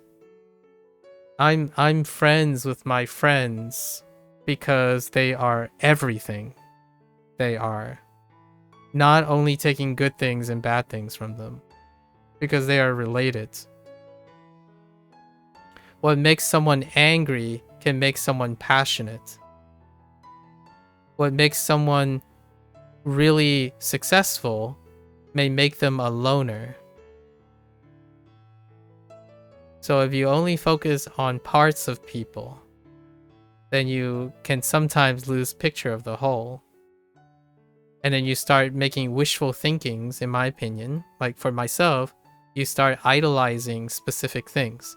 You hope that a person is always on time and also very relaxed. Those things tend to be at odds with each other a lot of times. Someone that is very strict and your brain is using more calories when you're watching a stream, that's perfectly fine. Like, hear me out. Hear me out, Lucky. Like, here's one. I'll use a personal example. I don't want to keep on like using your examples because I know I was being a little aggressive earlier. I had a boss. It was very difficult to work with her in for a short amount of time because she was really strict. She worked very long. She was super passionate about her career. But it comes with being very strict, being on time, and she's very results heavy. However, I don't see her as everything, and I only focus on the things I like about her and avoid the things I dislike about her, then I might lose sight of what makes it possible. She is strict because she is passionate about her work, because they're tied together, right? She tends to be really get angry about her work because she cares a lot about her work. So when something can be seen bad in isolation, it may be related to something that the person is as a whole. So when I look at a friend, I try to see how all of those things are related, not to try to change or dislike things compartmentally. Like, I need to realize that if I want to be more direct with someone, it also means that that person could get scared sometimes. And if I wanted to be more assertive, it can also be interpreted as judgment of someone. It's hard to change. Well, people, if you're talking about people, it's hard to change. That's pretty much why it's nice to be able to understand the whole picture, as opposed to picking certain things. Like, I don't expect myself, for example, to suddenly be able to sound more relaxed over time when I care a lot. When someone cares about something a lot, they can be very emotional. So I could sound incredibly aggressive when I'm very passionate. So you could, I mean, it is possible. You could sound very passionate without being aggressive. That is possible. I think that requires understanding why, when someone is very passionate about something, they can become very aggressive. Or why is someone late despite being very friendly? Like, here's one that I learned personally from my own life. I was always late. Like, I was very late. So I was that student that was constantly late. And my mentor was incredibly accepting because he knew why I was late. And most of the time is because I was working in the lab. I was trying to squeeze out as much time possible to study or like to work. He knew because he and I was doing things for him. Like, I was doing things with him, like working. So I was late to class all the time because I was constantly caught up with wanting to do work. So you could see it that I had things that are undesirable. The bad thing of me was I was always late to class. Or I was always the last one to class. Maybe not necessarily late, but I was always the last one to class. So I'm not very early to things. But he knew that the relationship is because I work a lot. So I worked a lot, which is a positive thing, but it caused me to be late. So if you think about bad and good things and do not think about them related to each other, it's very hard to solve problems or how to improve them. So now I realize that over time, I'm always late because I work too much. How do I solve that? So then I started working on scheduling. How do I schedule myself? How to say no. I learned how to say no to people because I said yes too many times. So yes, it's a good thing, sort of. One of the things that people like about being reliable, like you get phrases like, "Oh, you're such a nice person," or "You're such a kind person" all the time. Yes, that also involves being late all the time and also being unreliable when I'm occupied. So, for example, what is reliability? What is reliability? Reliability is when someone asks you they need help, you're available. If you're incredibly nice all the time and say yes, that doesn't mean you're always going to be available. Make the best, that's the best solution probably? No. Make the best is well, I can see what you mean.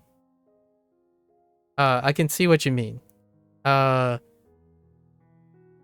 Best, make your best, different versions of best. Adapt to your best all the time. The best doesn't stay the same. Yes, I agree. And the best can be something bad. What's something bad? Saying no. And that's the best. So when you're saying good and bad things, all right, that's fair, Lucky. I mean, it was a really fun conversation. Thanks for giving me, and thanks for answering my questions. Hopefully there was something interesting involved. I'll talk to you next time, or maybe not all. I don't know. Hopefully you didn't burn too much calories and sleep well. Good luck with math and Chinese. I look forward to hearing. I don't think you answered the question, but I look forward to hearing what you think about Chinese as you're learning more things. Good luck with math and your assignments, right? Make the best. That's the best solution, probably. I was gonna. Sorry. A good night. I'm gonna complete my idea here. Making the best is the best solution doesn't explain the solution. Is probably where I was going with that. Saying you tried your best doesn't necessarily help you with like this. I'm talking to myself now. Saying make the best doesn't tell you how to do it. Like you could say, "Oh, I did my best," right? Everyone was all the people around me were garbage, so I did my best. That doesn't, in my opinion, make it the best. Like the example I was going to use in anecdotally is learning to say no. Because one could look at their neighbor and say, "Oh yeah, this person, they always say yes. Everyone always relies on them." Like, well, yeah, but what else is involved in that? They probably don't have time for themselves. So, that's probably one that I learned from experience. If you're always saying yes, then you don't have time for yourself. If you're always saying no, then you don't have time for anyone. Right? So if you're saying no, then you don't get a chance to make friends or interact with people. When you're always saying yes, then you don't have time to yourself. Right? Good and bad. And best. I think aiming for better is often the solution, I guess, in a feeling way. But anyways. Yeah. The idea, personally, if I had a TLDR on this, I was trying to highlight that it is far more encouraging, at least to me, when I hear people learn from their environment and like internalize from their environment versus stating things that they want to see or have seen and not doing anything with it, right? I think this is where most of the people that I've talked to have since like left at some point. Like, for example, I think the one that I use now because it's very important to me is someone who thinks that because other people cheat, it makes their efforts less rewarding to them. Like, well, I mean, you still did the work. I understand that if it mattered to other people that other people cheated, it can be both bad or good. So in this case, when knowing that other people cheat and they get away with it, it's a good thing for the cheater, but it's a bad thing for the person who doesn't cheat. That is the impression I get when someone says something like, "I'm terrible at this because someone else is terrible." And it is reasonable when one is young and inexperienced. I don't necessarily think that type of thinking is reasonable when someone becomes independent, right? Unless you don't want to become independent, that's perfectly fine, right? It's acceptable if you don't want to be independent. But generally speaking, if my classmates are getting 40s I still remember my younger self saying this too. Like when I was 16 years old or something. Man, everyone's failing this course, so it's okay to fail. I'm like, well, yeah, you could think of it that way. But most of the time, everyone's failing. I got to do better. It doesn't matter if I'm going to fail. Like, in the end, even if I did fail, right? Like, oh, everyone got 40%. I got a 40%. But the mindset is that I was trying to aim for more than the 40%. Not making an excuse like, oh, everyone else is doing poorly, so I might as well also do poorly anyways. I think, to me, that is how I feel when I talk to younger people these days. I think it even defies cultural barriers, cultural boundaries. And I think the internet made that far more acceptable. It's like, oh, hey, this guy did it this way, and everyone else is doing it this way. So therefore, I must only be as good as this way. Or lower. Like, well, you could be all of that and try to aim for more. If it ending up being that way, that's perfectly fine, right? You'll still be able to get it. But aim higher. Aim up.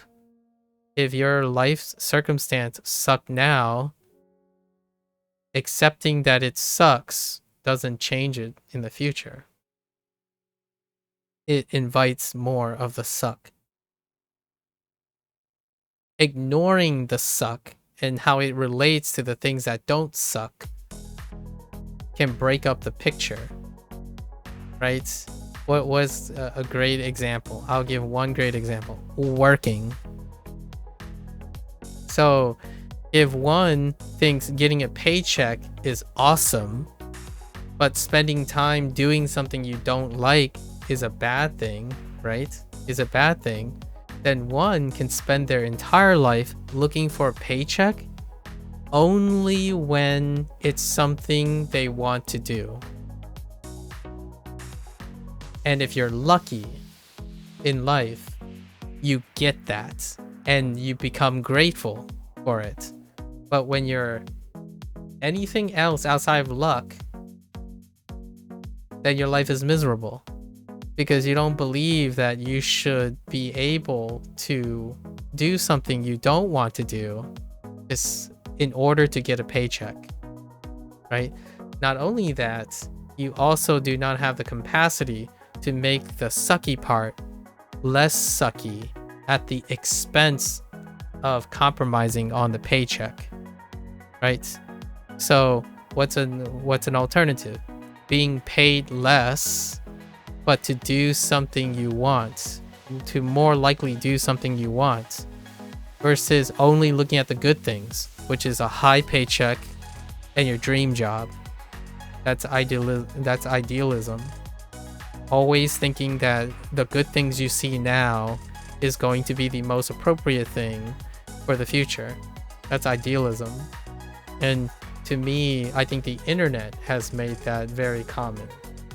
Like, everyone should deserve a dream job with no trade-offs, right?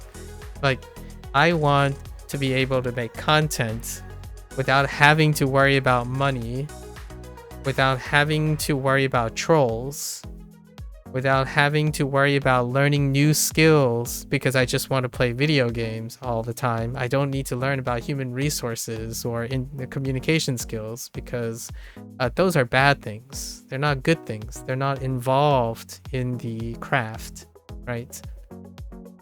That's how and for the record, I've already we have to understand that I do make a big disclaimer. This is an experience matter. So I was talking to someone I would like to think or believe is a lot younger than me. So over time, the life lesson is that you acquired a lot of experiences, know the bads and goods, and adapt to the bads and goods, because some of the good is attached to the bad or what you think is bad, but they're more like the bigger picture. right? Nobody's perfect. That's not quite the word I would use. You in life you can't have the cake and eat it, is probably what I would say. No situation is ideal. There are no ideal situations. That is the take-home message. It's not necessarily whether somebody is perfect or not. Like, for example, saints, right? The idea of saints. I'm not a saint. I mean, the last time someone truly thought they were a saint, you can probably count it on one hand that was actually a saint, right? So constantly thinking that you only pick up good things from people, those good things can be attached to bad things, right? What's a good one? Ambition. Ambition also fosters toxicity.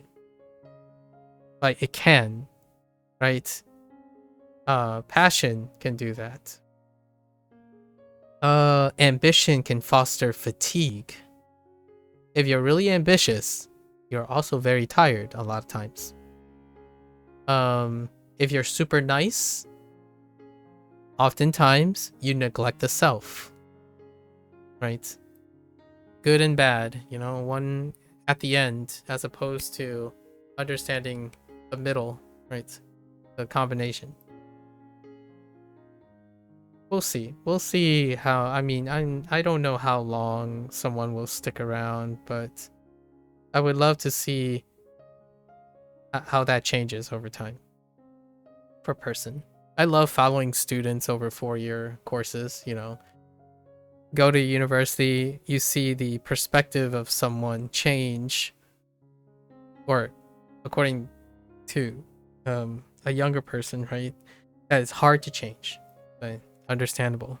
As time gets longer and longer, the subtlety in changes will become, in my opinion, likely become more visible or appreciable. And it's pretty amazing how adversity and adversity and luck can dramatically shape a person. It wouldn't shape a person when that adversity is ignored. So if your teacher sucked, what can you learn about it? Right? How do you get less sucky teachers? Or what do you do when your teacher sucks? That's, in my opinion, what adversity teaches. But earnestly, I think the internet makes it so that it's okay to not have to deal with the things you don't want to see and don't want, and only embrace the things you do want. And personally, I am a bit judgmental about that. I am pretty aggressive at pushing back on that. I don't think the world operates in idealism. They operate in realism. So my only thought was, it's interesting that that teacher is both angry, always late, who doesn't promote group exercise. So what did the teacher do? And how is that person still a teacher? Right? If it's exactly what Lucky has described, how is that person still a teacher? And you might be thinking, oh, well, that's because they didn't fire them or something. It's like, yeah, what is it? What is it about the teacher that keeps them employed? Because they don't sound as bad. There's no way it can sound as one-sided as that, right? I might dislike someone for spreading misinformation, but they are able to do that somehow. I need to understand why that is. Right? I might not always agree with most. I actually don't agree with a lot of people sometimes. I'm agreeable, as in I understand. I typically don't necessarily agree, but I understand and respect people's choices in their course of action. In order to do that, I need to understand why that is the case. So, if someone comes up to me and say, "Oh, the entire class is failing," I'm like, I wonder why that's acceptable. That everyone's failing. Is that like, can you explain why everyone's failing? Right? Or, is it good or bad that 40% of the students leave the course? You don't know yet, right? Like, or I don't know yet. As a kid, I would like to know. Like, earlier on, I had to understand why people who are in an honors course, right, in high school, there was an honors course, and then there was a normal course, and then there was a need help course, right? And I did not understand why the honors course got a 10% buffer. As in, if you go into the honors course, you can earn up to 10 extra percent. It's weighted in 10%. Why did I have a problem understanding that the first time? Is because in my life, when I transitioned into a school system, the previous school system that I have didn't have this concept of compensating students for tackling harder applications. So like the honors English course gets a 10% buffer, while the normal English course gets nothing. And then the need helps, the secondary one, they just get a decrease in difficulty. So if I'm already coming from a position that I'm working at my hardest in the normal course, and it feels like the honors course, why don't I get a 10% buffer? Right? So I could say, oh yeah, I'm stupid, and that's why I got stuck in this course and I don't get the 10% because I'm stupid. That's one way. That's an excuse, right? That's an excuse a student can use. Like, oh, my parents were poor, or my family was poor, so like my previous school was like 2 years behind, so that's why I am stupid now in this new school, right? And therefore I don't get the privilege of getting a 10% weight. That is part of the picture. That could be a bad thing, right? You can look at it as a bad thing. No, it's not necessarily a bad thing, because it's also connected to how I appreciate that, well, these people, they started where I am now, and now they're applying beyond that. So how do I get there?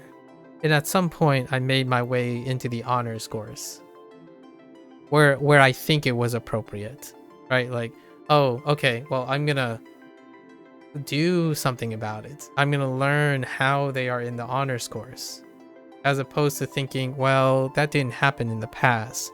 Now I'm lucky to have it now, so that's the only reason. That's the reason for all of this. My school doesn't suck anymore. Like, well, I didn't suck in my old school. At least I didn't try to suck. I'm not gonna start sucking now because I suddenly have to play catch up. I think that's one of the take-home messages here, right? I most agree. Like, I am very vigorous when it comes to, maybe even judgmental a bit. So you'll have to excuse me about that. I think adversity is something very powerful. Avoiding adversity is not going to produce, it's not necessarily making productive of things that happen. If your teacher sucks, learn something from it, right? If you failed, learn something from it.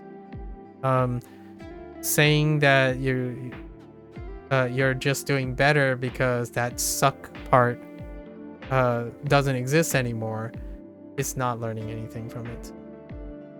It's crossing your fingers and hoping it doesn't happen again. Which, again, for those who are very privileged, probably won't. Hopefully.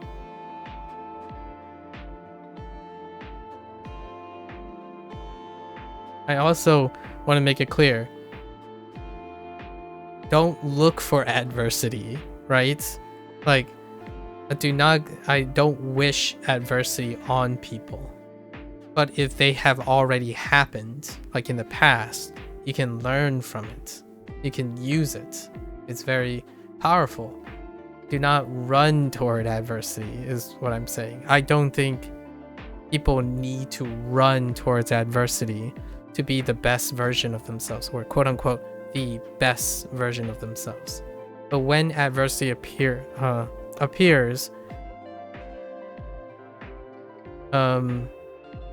I want to make people believe that that has no sway over, like, it has minimal sway, or minimize the sway over your projections of your own abilities. Like, okay, I'm sorry to, I'm definitely sorry to hear that your teacher sucks. But what are you going to do about it? You could choose to say, well, it's the teacher's fault, so I'm not going to do anything about it. I'll just pick a better teacher next time. Okay. That's an option, right? That is actually what most people do at a young age. I sort of did the same thing, in a sense that I picked better friends, or I picked better mentors, or like I seek advice from people who had the advice that mitigated what happened. Like, I had a negative experience with a teacher, so am I smart or stupid? I don't know. By the way you spell stupid, and R and U, I would say neither. But you only gave me 2 choices. I'd probably say neither, and both at the same time. There are things that I'm smart about, and there are things I'm stupid about. Which is the example that I gave. So, anyways, interesting question. Are you smart or stupid? I'll reflect the question back. The right answer? To some people. Maybe we agree on the answer this time around. Alright. Anyways, let's yeah, I don't know how much I feel about that one. Let's continue. I was gonna end with like some sort of sentiment, but usually adversity can be very powerful. So maybe we'll revisit this conversation later. Okay, let's go warehouse. The shell, secret. Koopa has a bat cave, right? Cool. What is HanziHero? HanziHero is an app. That's designed specifically for the focus of acquiring or familiarizing with kanji or Hanzi, and specifically Hanzi, hence the name HanziHero. It uses a translational and a mnemonic method using English as the primary language. I guess that might be relevant for you. English as the primary vehicle to develop mnemonic devices for understanding, reading this type of symbolism. And that's it. That's what it's designed for. It uses space repetition, SRS, space repetition system, like a flashcard system with timing and frequency, factoring like frequency and accuracy to determine when you need to review things and how to drill through repetition on the definition of these things. Yeah. You can probably find examples for other languages, like English. Right. This is a very popularized approach.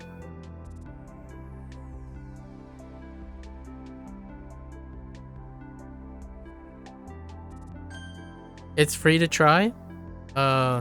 It's website based, so it's free to try for roughly the first 100 characters. There is no time limit. So if you're interested in learning simplified Chinese or traditional Chinese, HanziHero can be an introduction to, or even a long-lasting maintenance tool for understanding how to read traditional and simplified Chinese. 优 Let's see, secluded. A mountain and some cocoons. Okay. Yoshi is in front of the bakery where he is making a secluded space out of a mountain of cocoons that is higher than the bakery right next to it.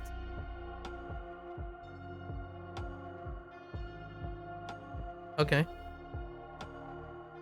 Yoshi makes a secluded hole in the mountain of cocoons and sits in peace, snacking on some pastries he bought from the bakery. Okay, so Yoshi is making a nest in the nearby mountains of the bakery for convenience. And it's secluded, so he can't be bothered while he enjoys the croissant. That's pretty good enough. That's a dinosaur-y thing. Gloomy. Another way to say gloomy. Yo-an. Dark, secluded, dark, gloomy. Alright, fair enough. Humor. Humor. Yo-mo. Secluded. Silence. Secluded silence for humor. Interesting. 优站 Jam. Car. Axe. Car axe. Sun. Temporary. Really? Alright. James Bond is in the bathroom of the pawn shop, which temporarily has a huge car in the bathroom.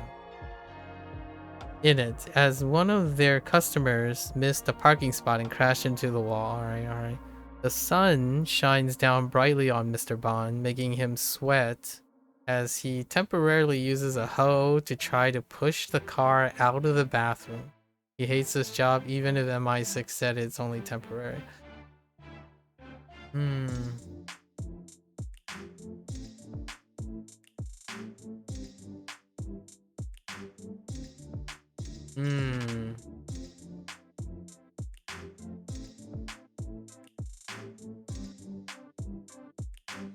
I think we're gonna go with the secret agent thing, right?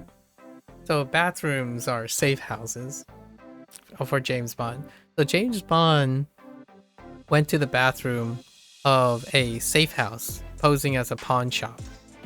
There's a temporary storage for a getaway car that is behind, that requires an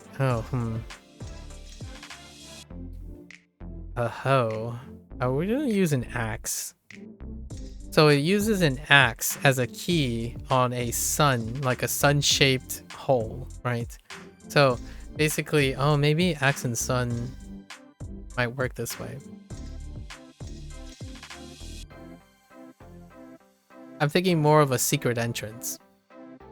So he picks up an axe, that a temporary decor, right? Something that's temporary on the wall. He picks up the axe and then he like kind of just whacks the sun in order to open a secret entrance to a temporary getaway car out the back of the pawn shop. Maybe like think about the sun hitting the car as he makes his getaway or something. That's probably what I'm gonna go with. To pause. 暂停. Temporary stop. Pause. Makes sense. 暂时. Temporary time. Temporary. 站 Yeah. Temporary.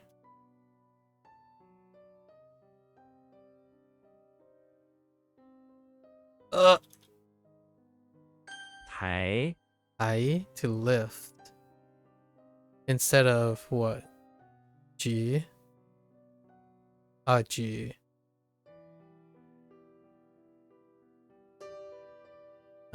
Yeah. It looks like Thai with some fingers. That's helpful. Tarzan is inside the hallways of the high school. How did Thai work? Actually, I don't even know how Thai works anymore. Elbows and mouth? Or platform? What?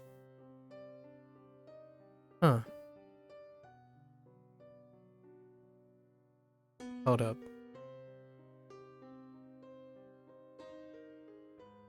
What's the mnemonic for platform? Tarzan is inside a high school class putting on somewhat. Oh, the education with the elbows and mouth because of like tribal thing. Okay, so they used a tribal reference, like a pagan reference. Tarzan is inside the hallways of the high school trying to reach something on top of the lockers.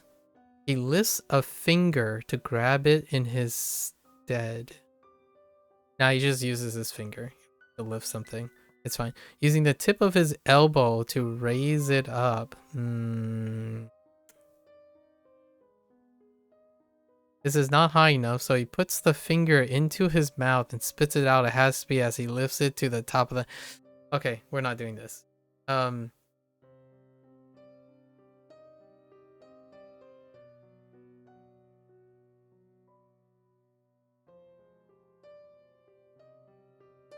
Tarzan. There's not a lot of Tarzan-y things going on.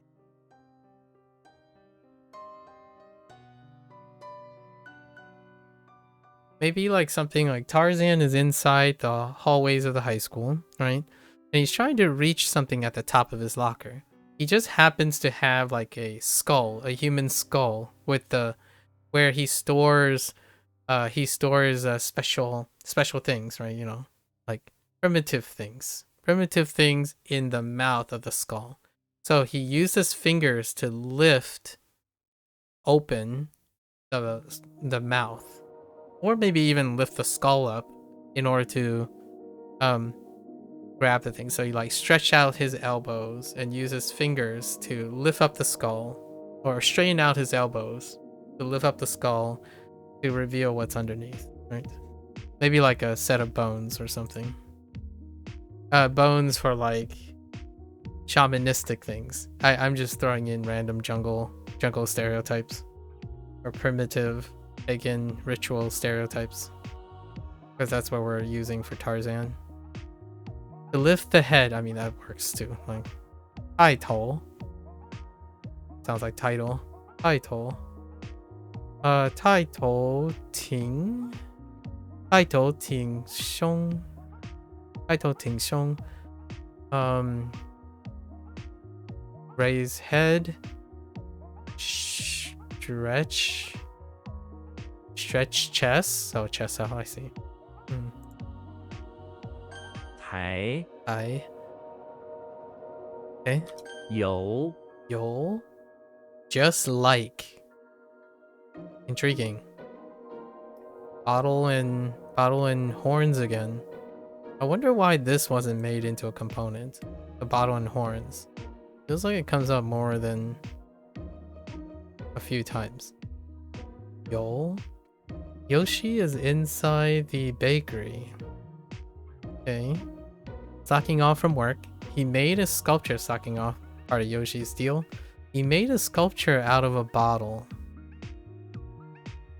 some horns and croissant mushed that looks just like a poodle. Okay. In fact, it looks so just like one that Yoshi begins to believe it's a real poodle. The tail bottle begins to wag. Okay. That's not necessary. I think so Yoshi is inside the bakery, slacking off. But he's slacking off in a weird way. He's slacking off in a creative way. He's spending a lot of time, instead of like working on the normal stuff, he decided to make a sculpture of a poodle, using a bottle, right? A bottle and horns as a tail. I'm guessing this is what they're doing. Like the tail is attached to a bottle and horns, to a poodle, right? To look just like a poodle, right? Right. In the bakery, just making a confection that looks like a poodle, using a bottle and horns as its tail, or even putting horns on a poodle. That's perfect.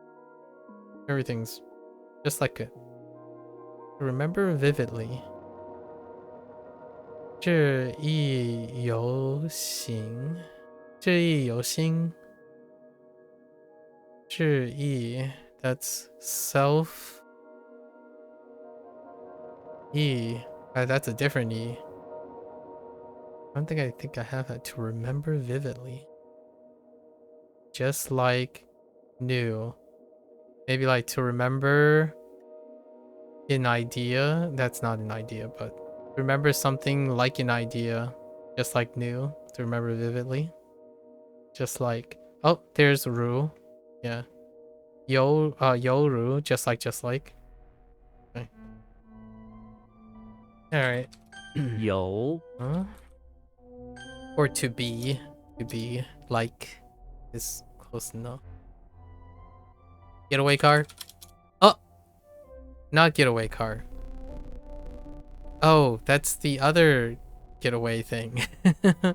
Oh, I have too many getaways. Oh no, that could be a problem. 有优 Okay. Right. 台 Mm-hmm. This is 户 okay.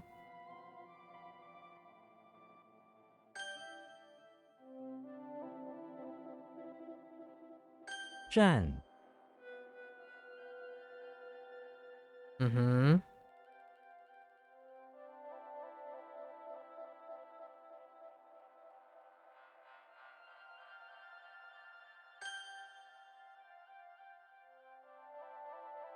All right, because of my digression, I gotta take a quick bathroom break. I'll be right back.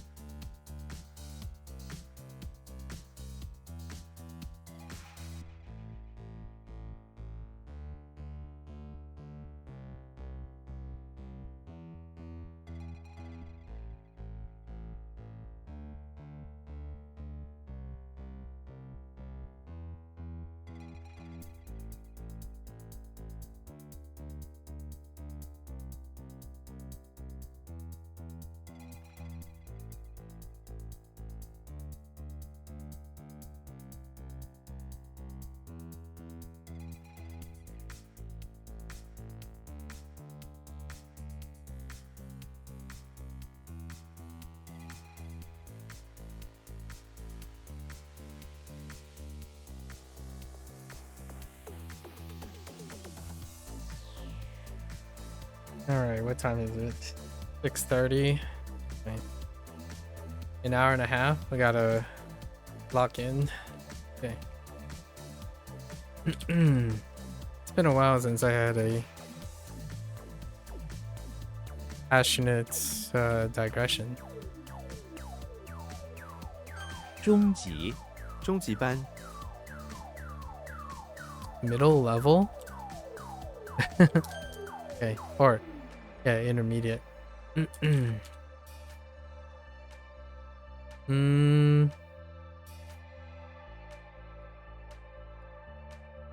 Dang it. I wrote guy and then I doubled on it. Feels bad, man. Oh, that's C.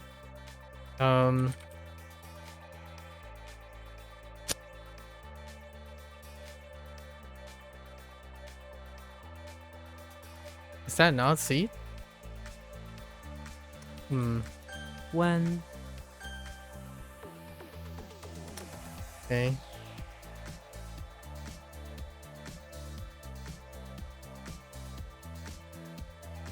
宝石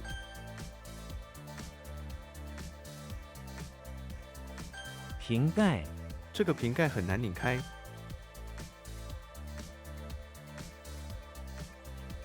镜头 这个镜头很贵， 首席 他是团队的首席科学家， Chief Chairman. 镜子 镜子挂在墙上， 怀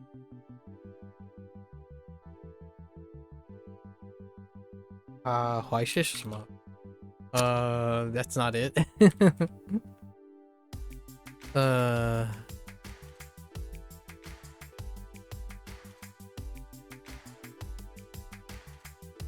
吃惊 你能说中文那么好，黄先生很吃惊。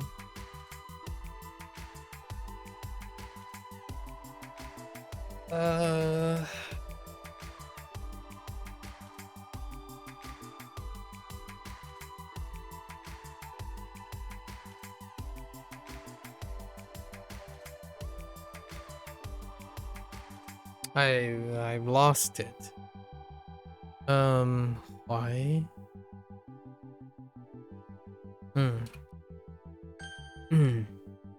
Okay.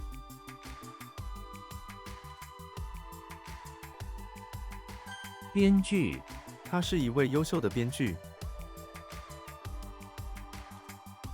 Oh, I spelled playwright incorrectly. That happens a lot. That's a English misspelling. That's fine.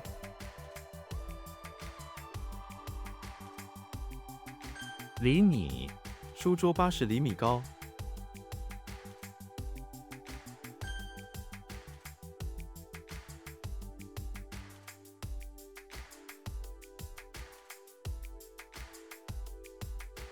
缩帽子 他戴着帽子，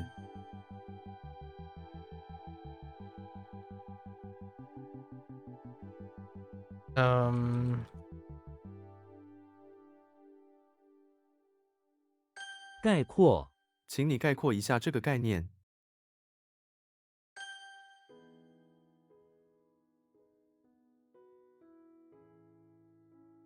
纯净 这是一瓶纯净的水， Or pure. It's fine.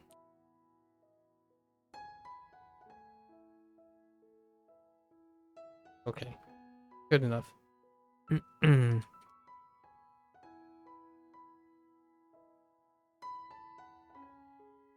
Oh, no. That's Guan. Guan. Wait. Let's think about this for a moment. Yeah, right? Oh, no.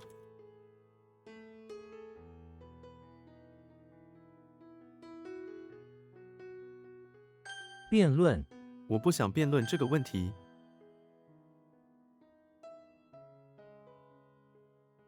可疑 这个包裹看起来有点可疑。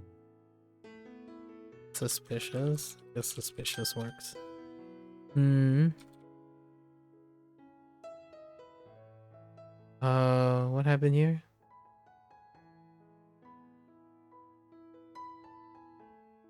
Misspelling? Yeah. Right and right.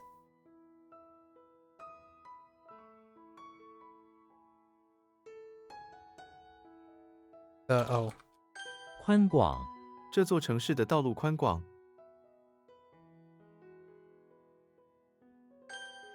Just wide, broad. Yes.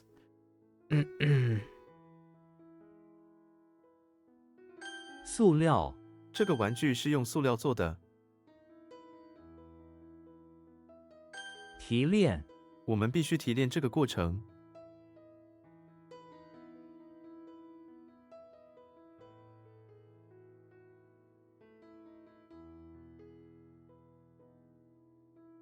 Bring up practice.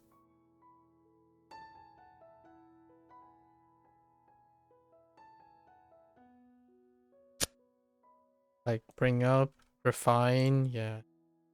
Refinement should be on that. Okay. Okay.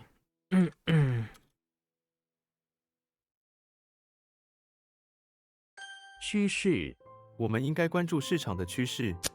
It's force or promote or trend. Still force.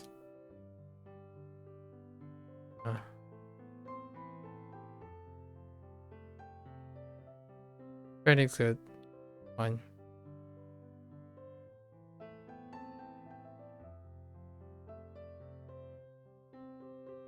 Hmm.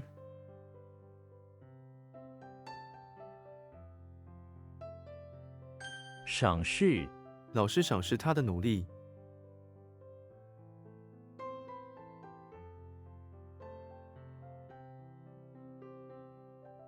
Amend, award, appreciate.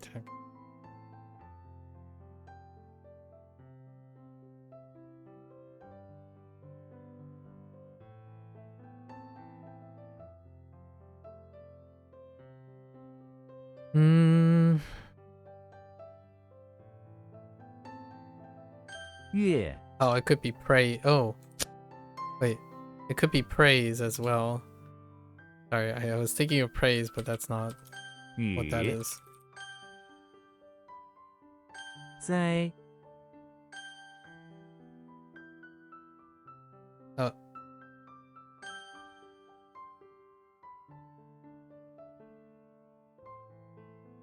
特殊，这是一个特殊时刻。 They're fine. They're both synonyms.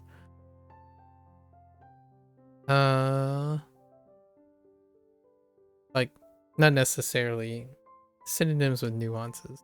Okay.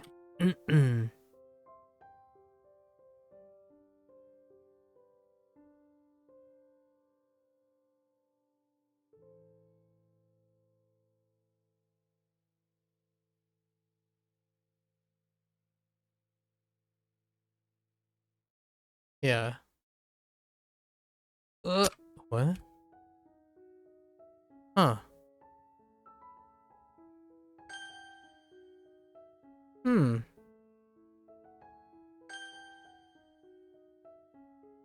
唱，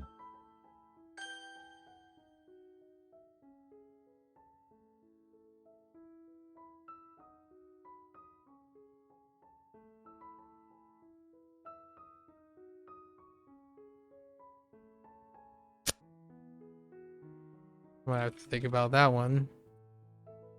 冷汗， 冒冷汗是一种正常的身体反应。 耐用，这个手机很耐用。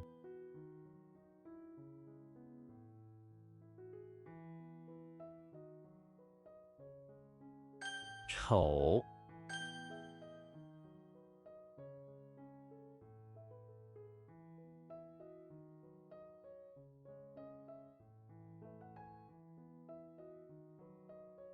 核武器， 为什么美国有这么多核武器？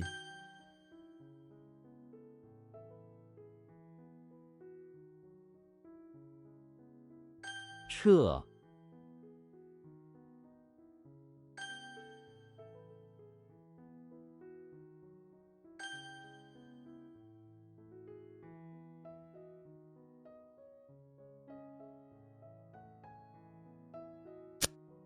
Wait.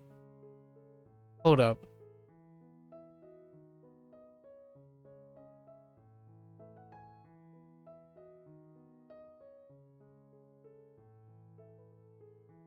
Okay, so what's going on here? Mole and flag is definitely wool. But the spike and the oh. What? Hmm. 大腿袜，她的大腿袜很漂亮。Hmm.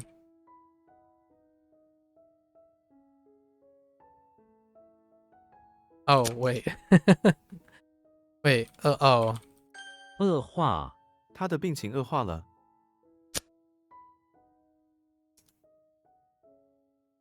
Or worsen? Deteriorate? That's probably deteriorate.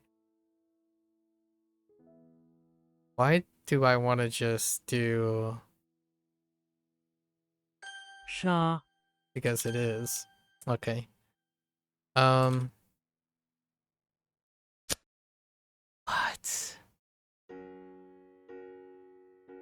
How many other ways can I... 肌肉，她的肌肉很发达。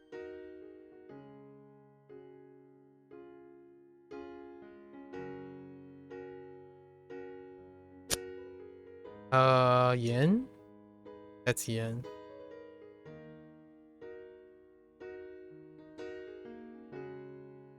围堵，唯独你懂我心意。脾，背，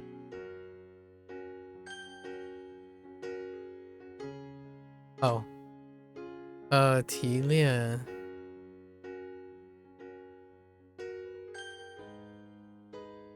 胃，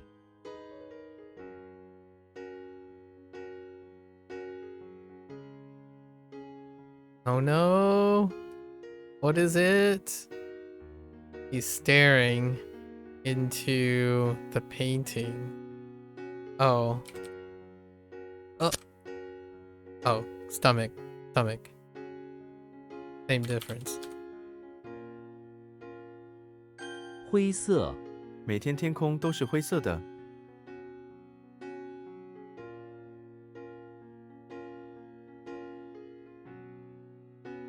贴心，她没有贴心的朋友。细，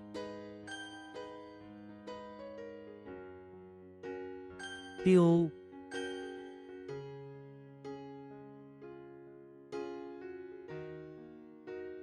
What?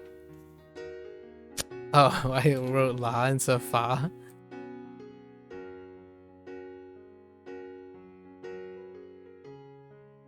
电池，这种电池不环保。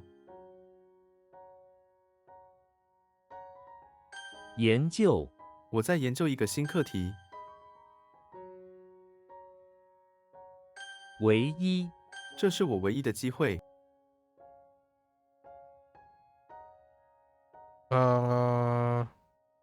What happened here again? Stomach, yeah. For a moment there, I wrote it as stomach instead of stomach. Stomach. Oof.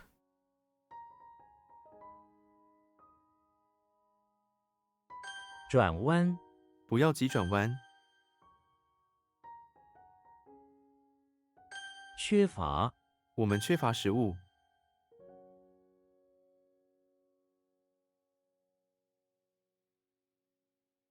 雄伟，这座城堡十分雄伟。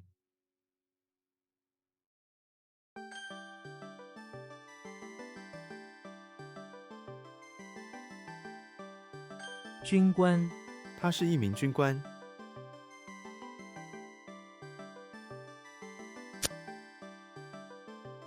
An officer? Yeah, officer.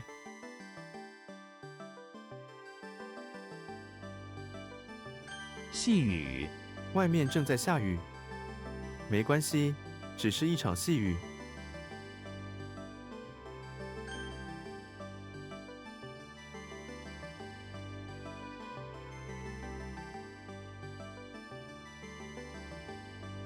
What? Oh.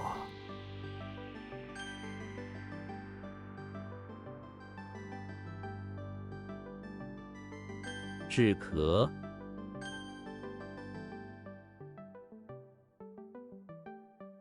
交叉，这两条路交叉了。海军，美国拥有最强大的海军。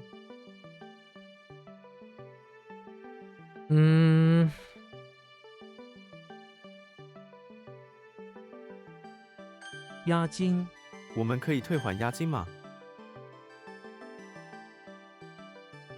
寄出，他已经把信寄出去了。海岸，我喜欢在海岸散步。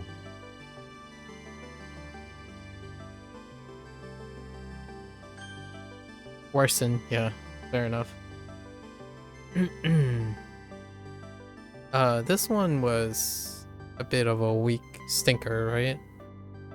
And how did the stinker work?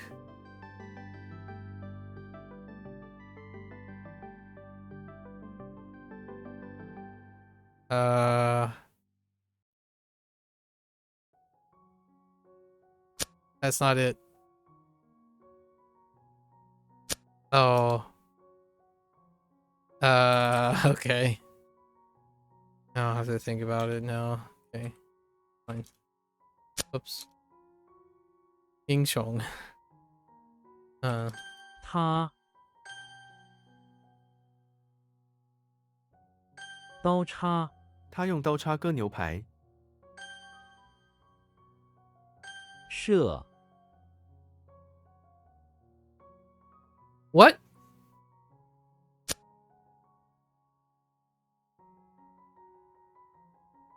What? Oh, I remember now. 乱扔，请不要在公园里乱扔垃圾。宝，袜子，这双袜子很舒服。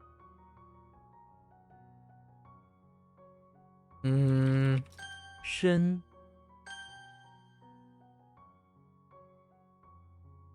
英雄，那个英国人是个英雄。20，我有20本书。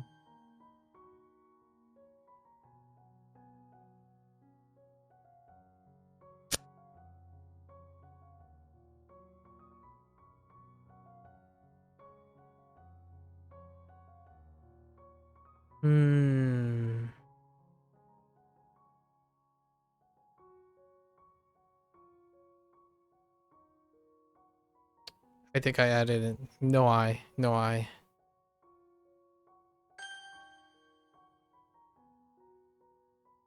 Oh.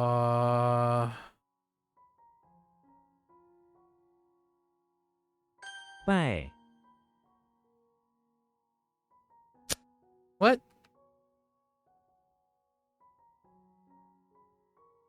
What? Maybe it requires a couple more words? To be respected, maybe? To get respect? To receive respect? Hmm.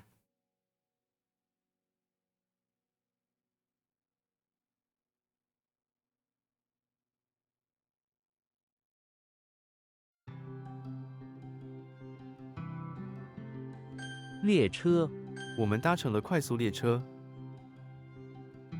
And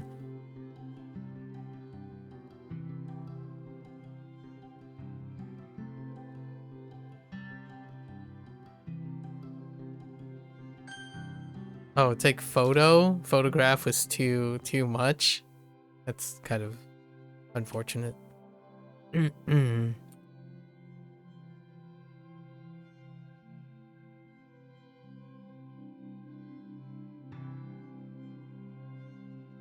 总统，他是这个国家的总统。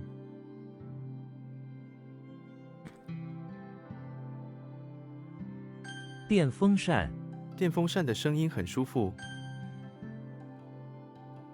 圆，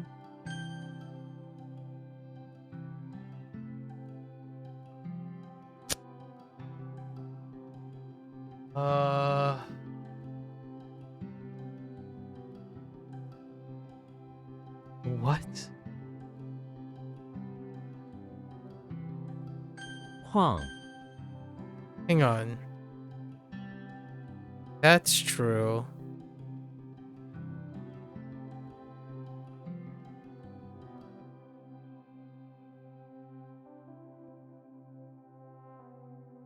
It's to throw away. I swear I wrote Yao before. How did I misspell it?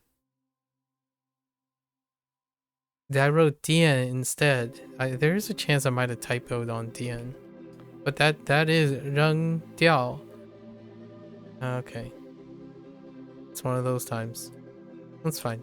It's what I thought it was at first. And then I started changing it because I thought it was something else then.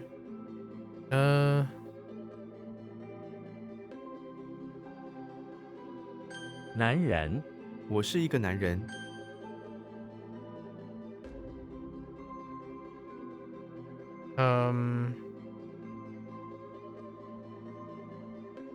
城，进口，苹果被进口到台湾。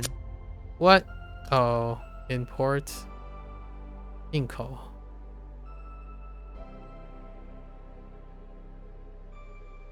What happened here?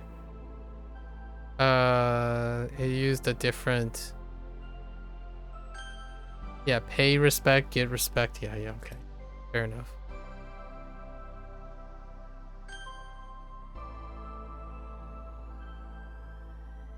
Oh. 桃，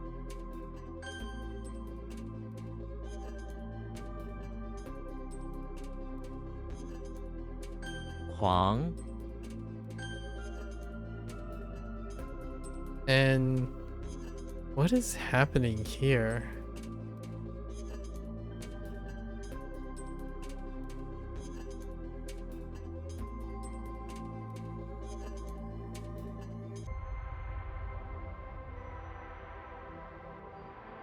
屋顶，我喜欢在屋顶上看星星。 Or roof? Roof is better. 蛋，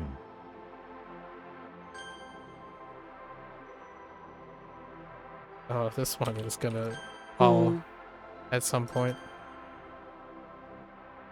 是，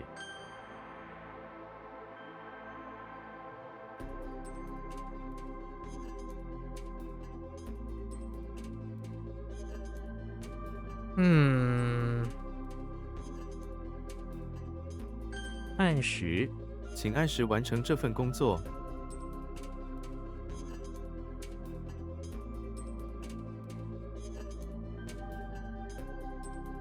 Case, situation, apply.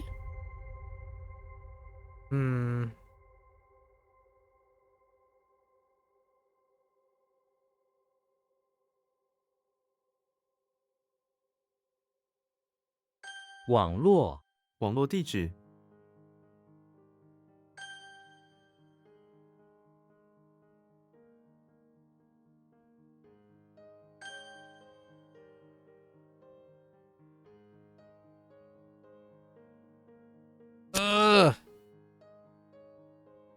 盐，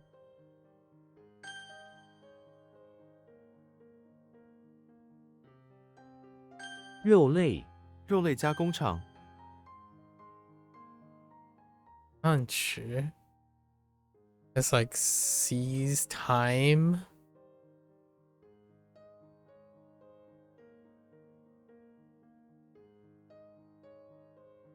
Anytime? On time. Okay. It's good enough. On time. On time. Yeah, anshi. That's a weak one.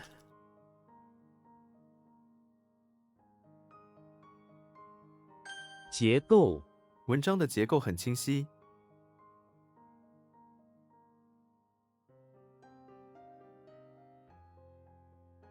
It is established, but structure is fine too. Construction is fine. Even like making, like we're trying to build something.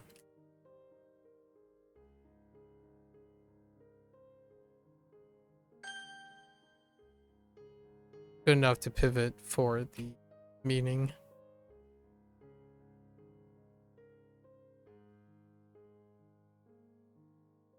Oh, wait.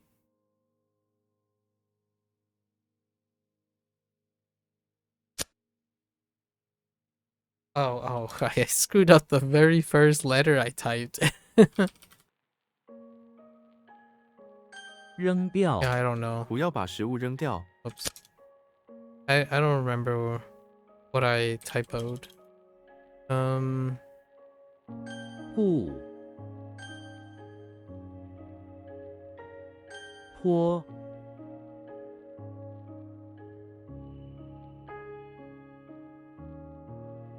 喝酒你会喝酒吗？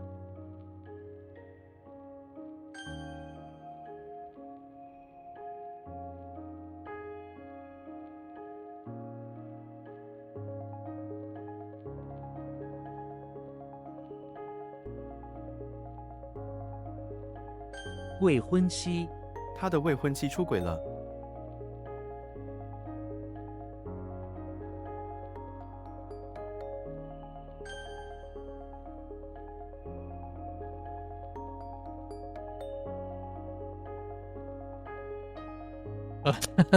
Okay, I went for it. That didn't work.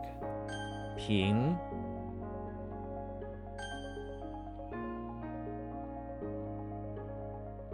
招生学校有招生名额。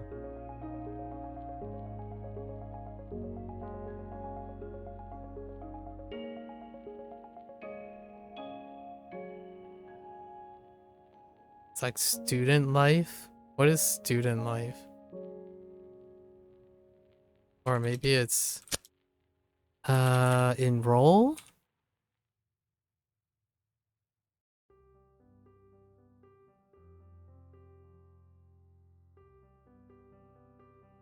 常态恢复常态。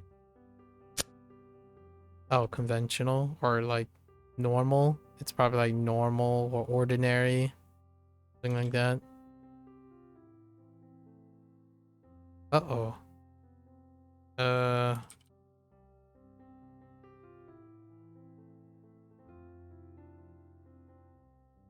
位置地理位置。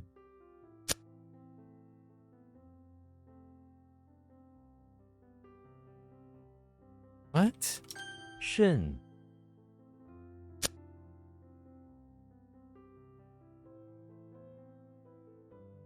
Why was shun not Oh, this is not even correct. It's oh no, it is, right? Normal? Normalcy, okay.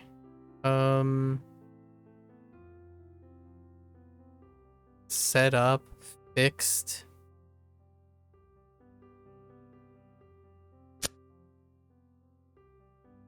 Fixed position. Oh, wait.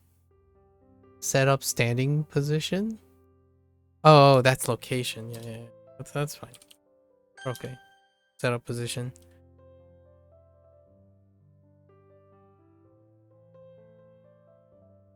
无家可归他的家被毁了，现在无家可归。 Okay. Enroll. Okay.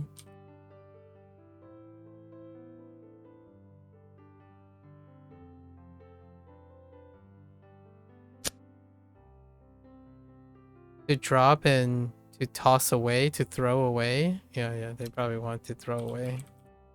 Now that I think about it.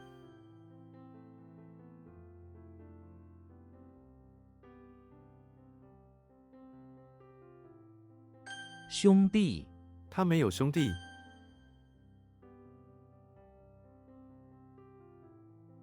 落后，不学习就会落后。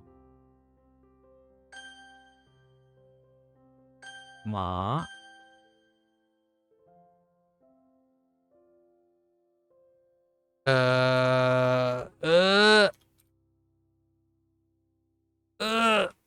，Oh no.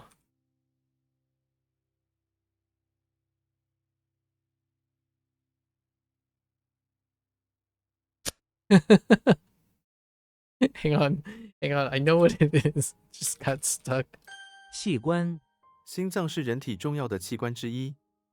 器官. I don't know what that is.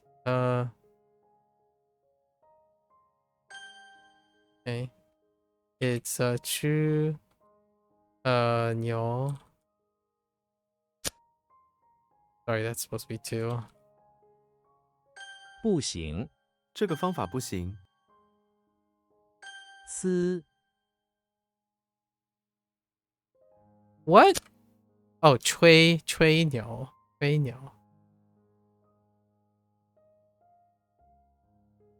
What?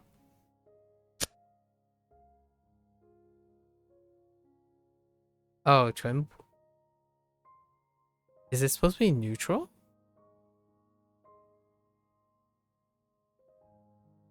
Hmm. 姨妈，我的姨妈很善良。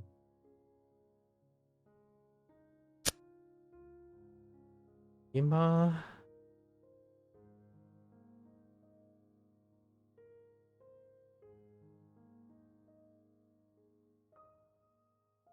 Hmm.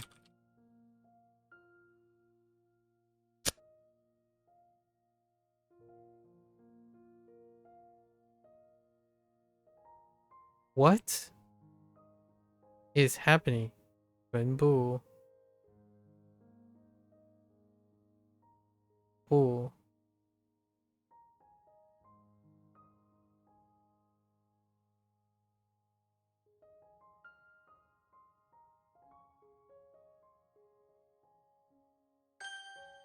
maternal aunt.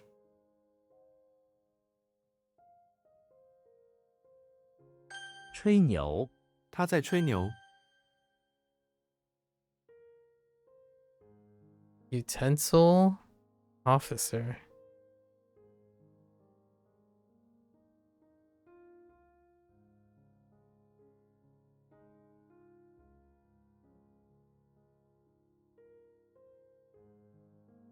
What? What? Oh, heckin' organ. Nah, that's just gonna be blocked out. It's fine. We're not gonna go over that anymore. How is this not 全部? Oh, 全都. Oh my gosh. They're synonyms for me in Chinese.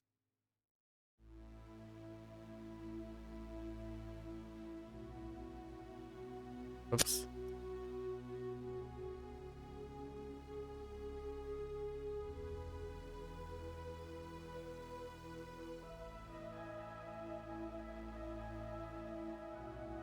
Oh, 和 not 湖.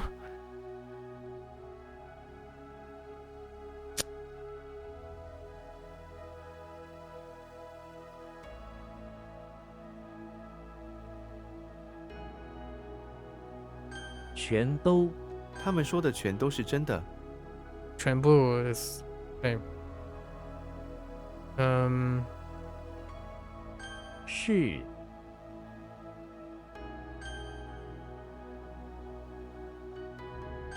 河岸，我们在河岸散步。渡，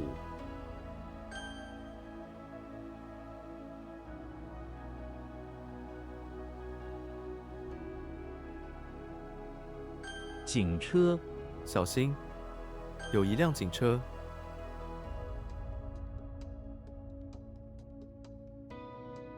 I thought this was did I already type that? Huh. 另类，她是一个另类的女孩。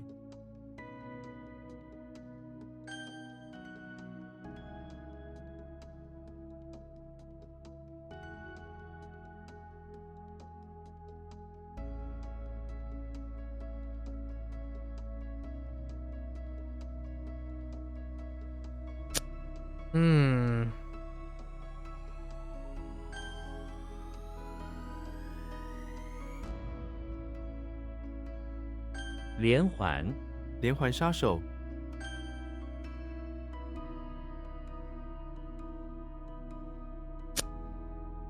Oh, Yin. Squire?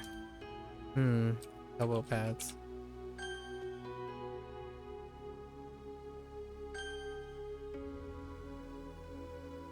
Oh, that's not. that's buckle.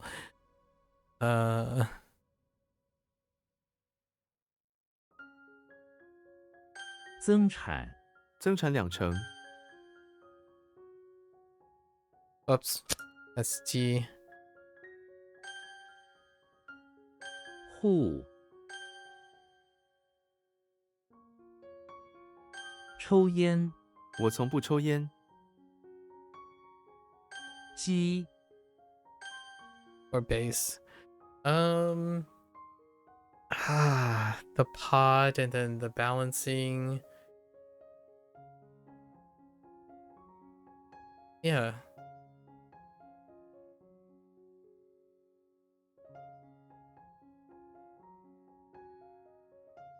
摇篮，摇篮中的婴儿安静地入睡。What did I pick? What did I write before? Must have been a typo because I don't remember it. 提，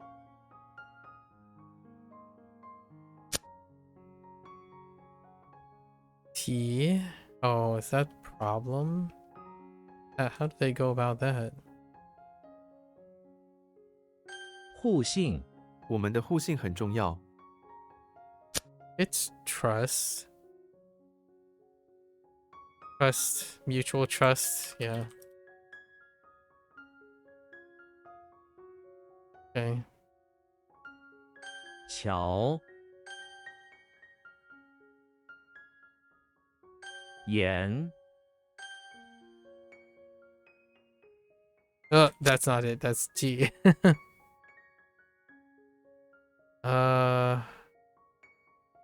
Why do I wanna?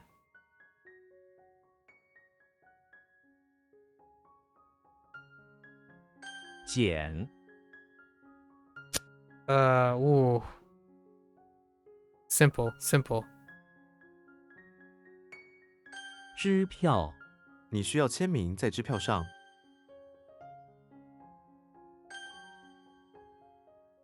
付，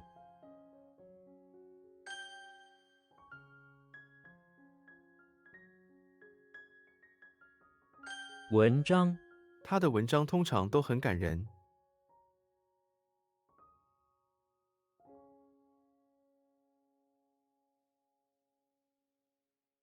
Oh no, it's a literature thing, article, essay. Okay, that's fine. Okay, we're bypassing those. Did I go with problem or bring out or take? Oh, it could be like take. Oh, our topic. Okay. I think we're gonna put up like bring up topic. And that topic could be a problem. Issue. But I don't think topic is at least good enough.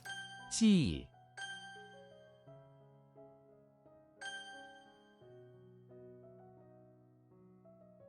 世家，他世家出身。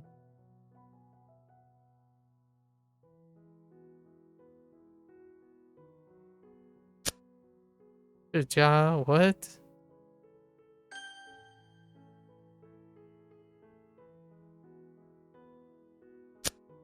What? Oh, that's not that.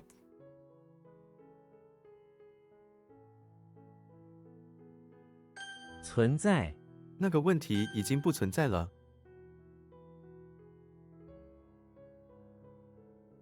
总数，算在总数内。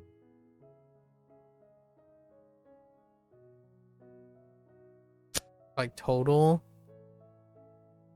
Yeah, total overall is fine. Okay.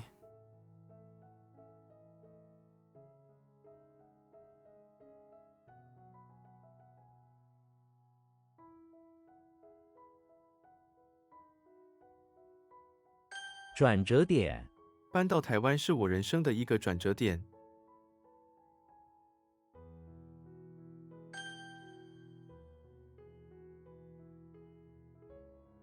What?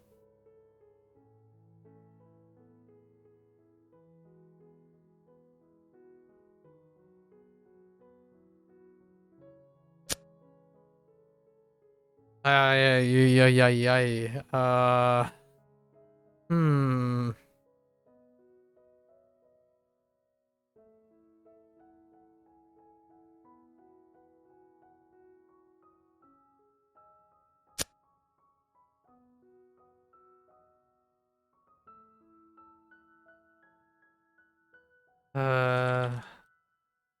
What?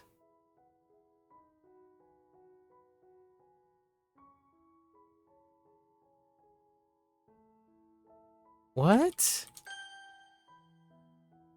商，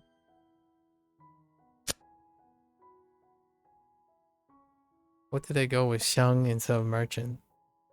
Store? Probably store. Daybreak.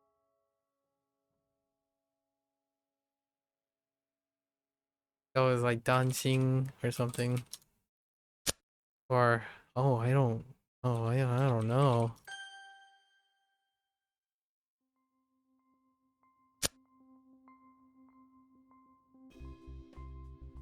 Family aristocrats. Okay, I think we're just gonna go with family. It's fine.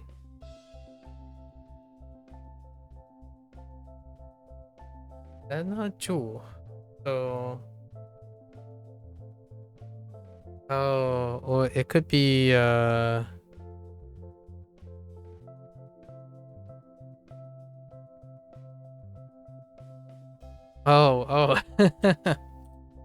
努力，我们的努力已经到顶了。And like make an effort. We'll just put effort. It's fine.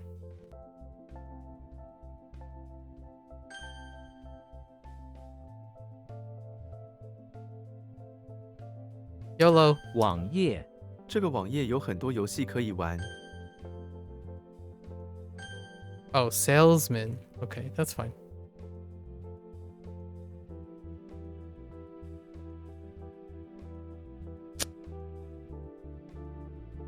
Yeah. Ying, no. 赌音。前年，我前年这时候在中国。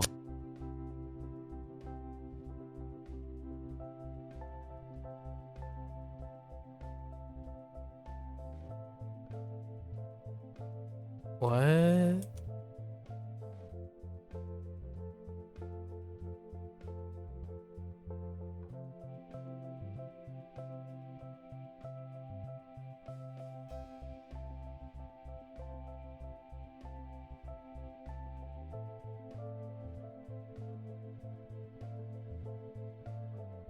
怎样这件事你怎样解释？”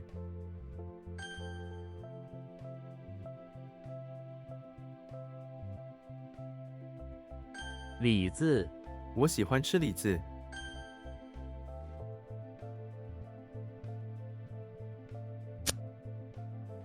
年年 Oh. Oh, 前年 Yeah.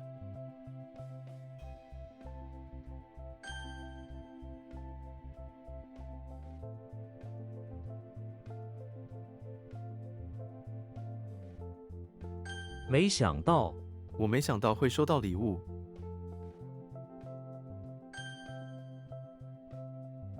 What is this?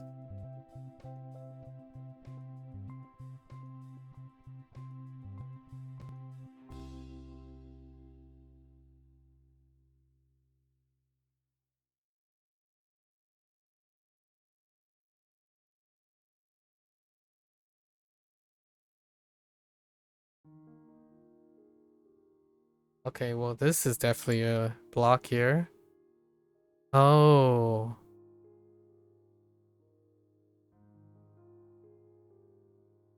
I actually have no recollection of this. Oh, okay. Yeah, the proclamation. Okay. All right. Good job. Sure. Youth? Year before? Oh. Year before last. Oh, I didn't write it properly. I wrote last year. That's fine. 车辆路上车辆很多。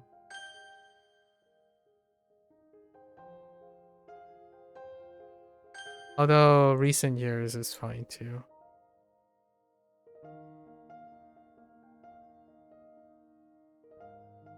妈妈我妈妈在家。 Wow, I don't remember Xian at all. Wow. Hmm.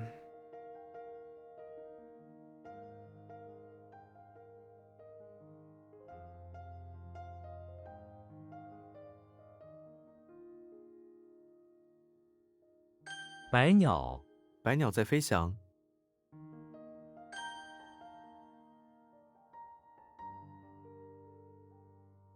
Oops. Oh, that's not it. Yu. 烟雨. 读音读音不准。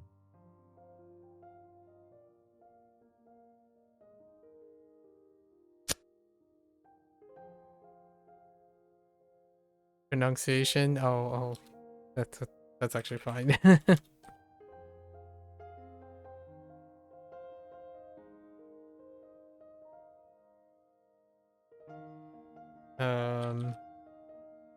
Oh no, Yan. 张岩.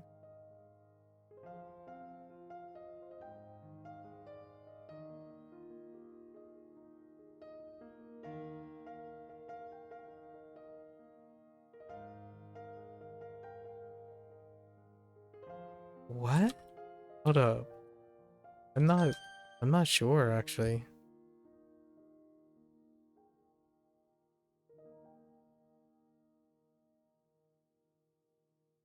宣言 Okay, 宣言.宣言谈到了自由的重要性。宣言.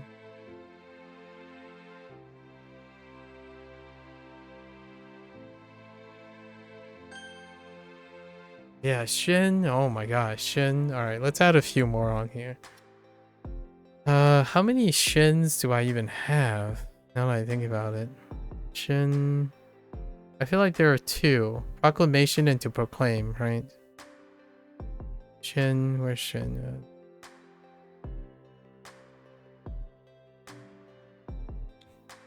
前年, no, not gonna worry about 前年. 全都 took me by surprise for meaning, because I just thought of all, and 全部 would be my automatic all. Salesperson, I mean, that's okay. Let's add a few here. Not those are fine. Ooh. On time, sees the time, on time. That's fine.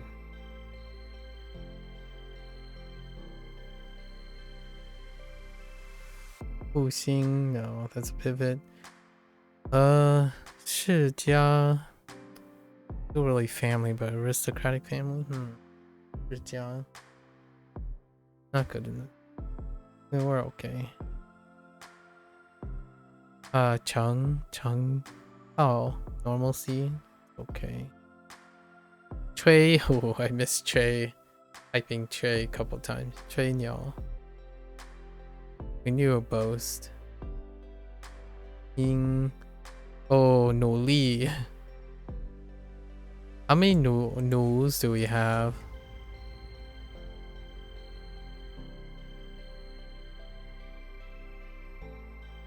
We only have 努力. Really? Wow. That makes sense.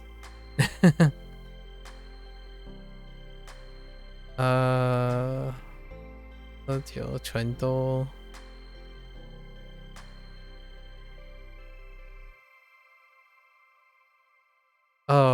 器官 is pretty disgusting.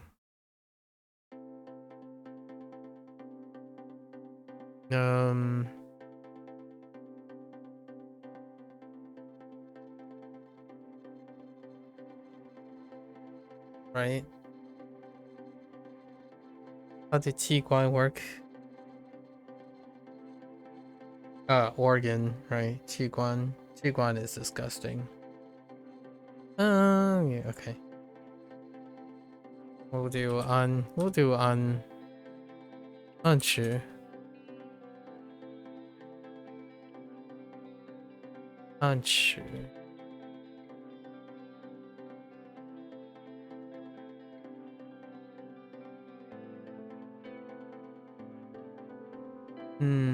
Oh, and then there it is. Oh no. I guess we might as well do 宣 yeah. 宣言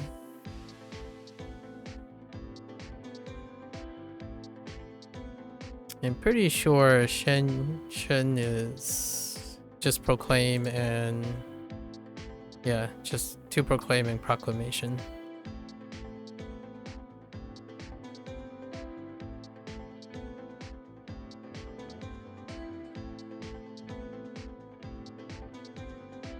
And then I guess 前年 sure. Let's throw in another one.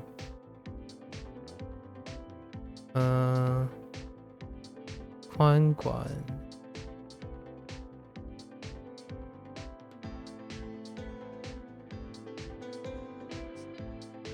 特殊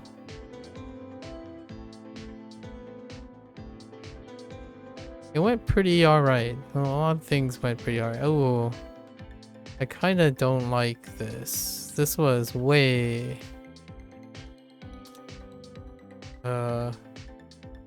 way... 为什么？位置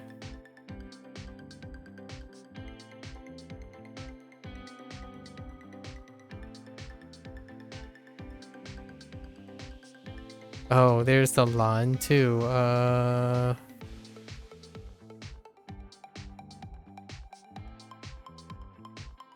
don't understand how I type this. Yao lan. I don't know. Oh, I might have typed 3 for lan.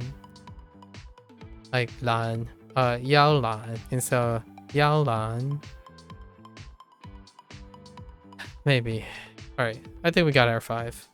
It's kind of difficult to remember them. Okay. Alright. Let's go over our stuff.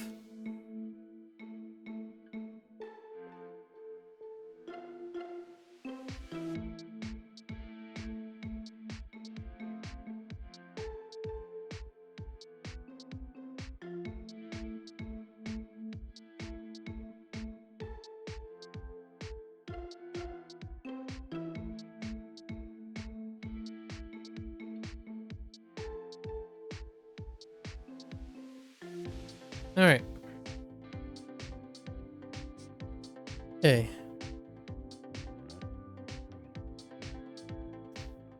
What a question. Sorry, I'm thinking of that question. Alright, let's see. Correct answer. There's definitely a language barrier there.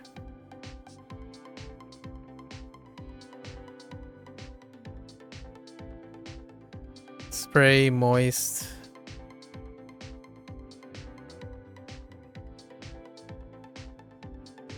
润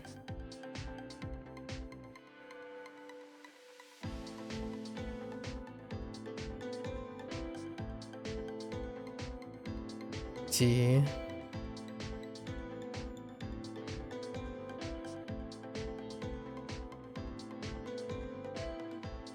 由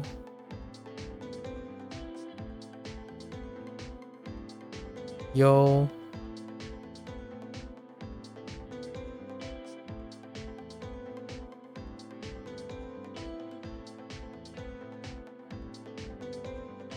白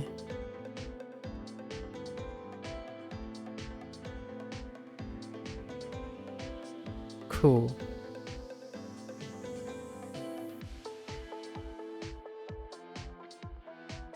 酱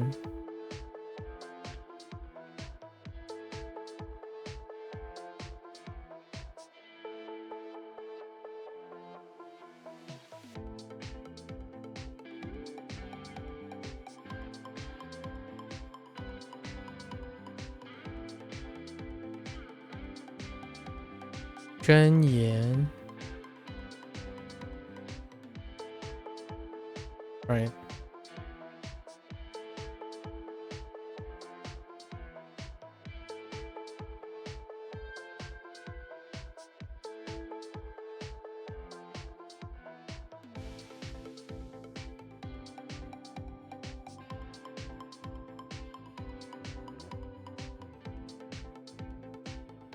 启示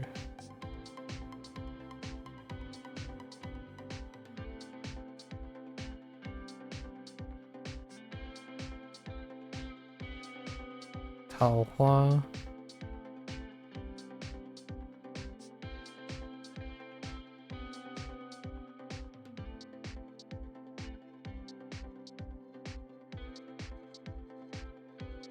装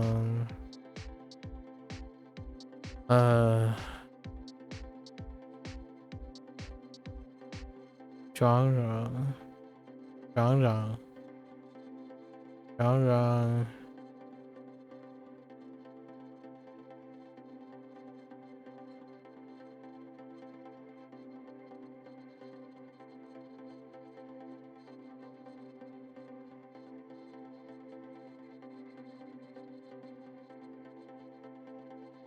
珍贵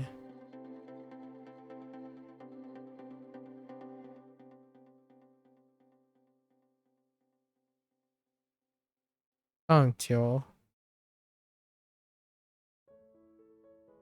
中央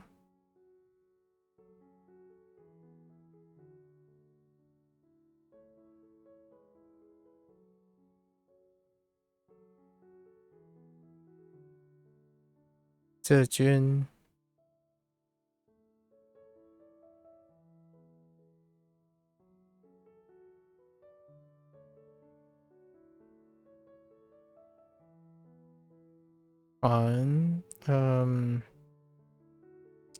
传染病传染病传染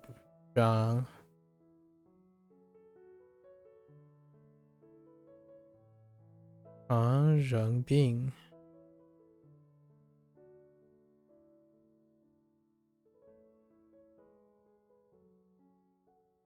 草树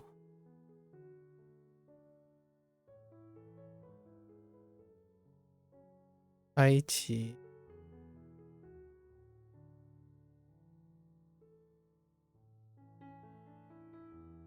央求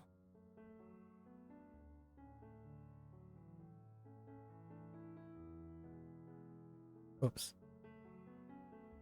冰棒。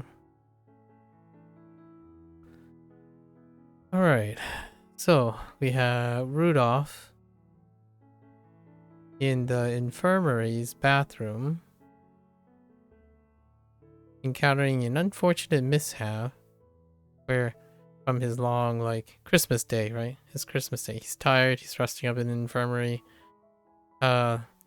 He noticed that the saloon door entrance to the bathroom is obstructed by a scepter.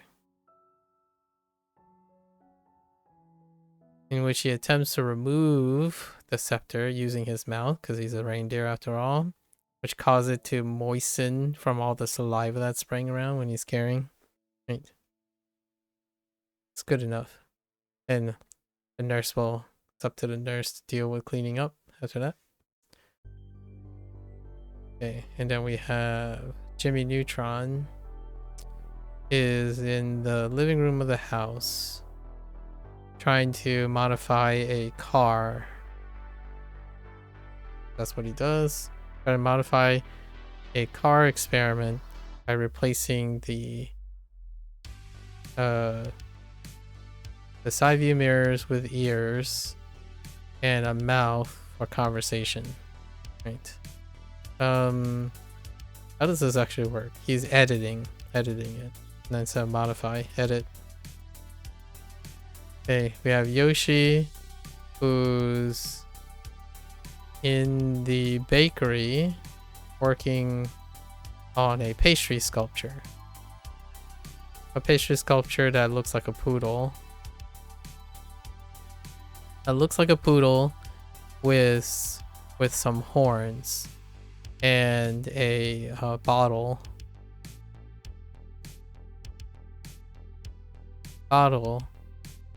be constructed for the tail, right? Just like a poodle. It look just like a poodle. And then we have Yoshi, who is now out in front of the bakery, where he has made himself a nice little secluded place in the mountains with some cushiony cocoons,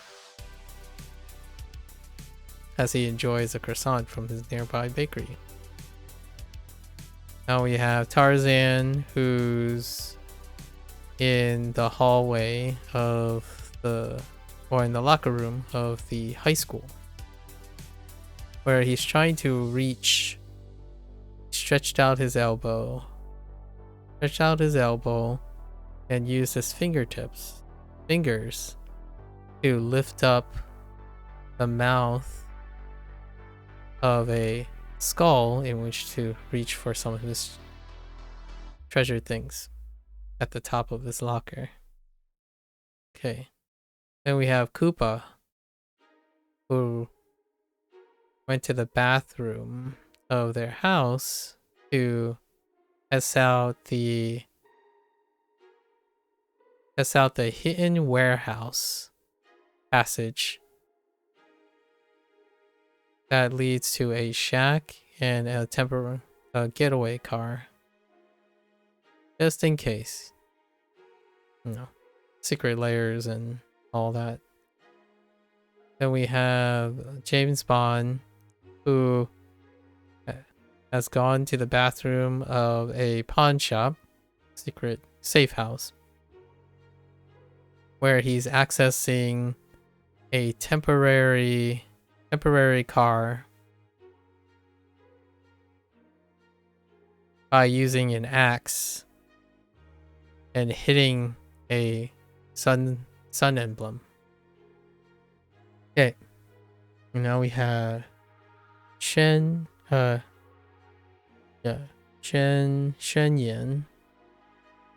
How does Shen Yan work?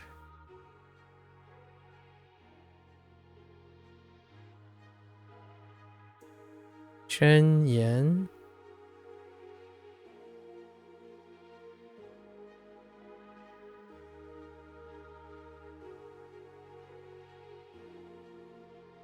Proclamation, which was fine. The definition was fine. Qi Guan. Oh no, Qi Guan.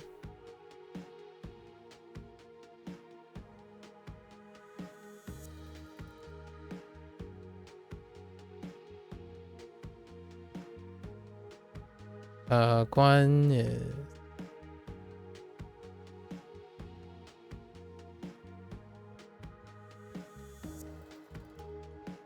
Qi Guan is a big pivot organ. Anshi 按时 is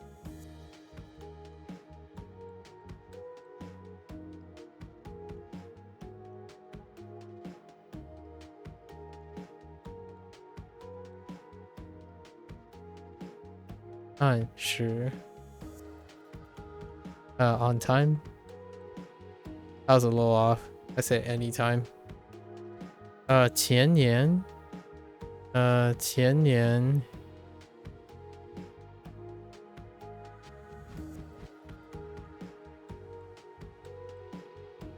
wait, that's not 前年. Oh, what's on top? Oh no. I'm drawing a blank on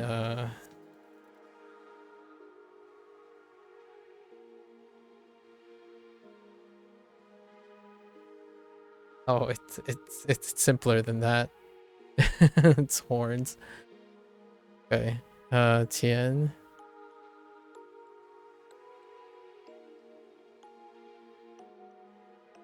前年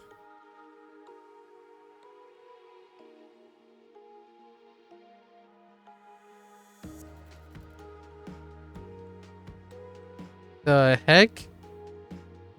Wait.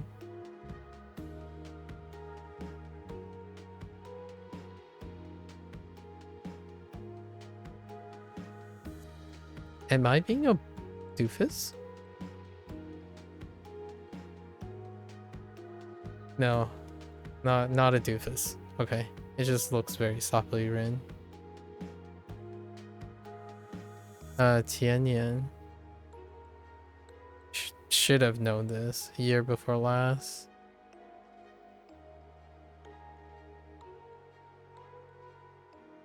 I wrote last year. 位置 位置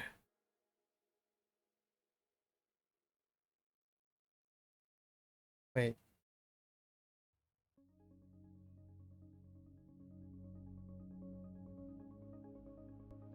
Oh no, I don't know. I don't remember which page.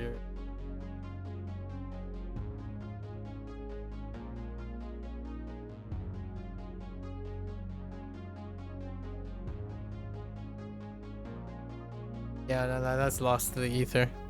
It's fine. It's good enough. I won't think about it too much. It'll come up again. We're trying to get like 4 or 5 things to write to practice.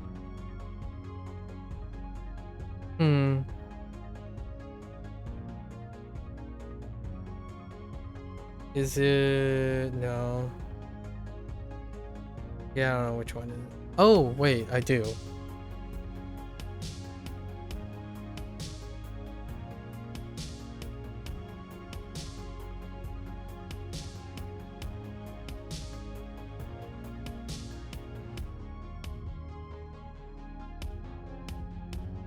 No, it's gone. It's fine. Alright, folks. That's a wrap for HanziHero today. We're gonna watch this later. 谢谢. As always, feel free to follow along, pick up HanziHero, try it out for yourself. Perhaps explaining things, is it's kind of weird for... we have some weird questions, and we had some shares, right? I think today was an interesting day. I got to share my pocket story from 2 days ago. I usually take people's inspirations and conversations pretty inspiring, right? Not entirely sure if whether I've decided to be more moving forward, you know, like trying to be a little bit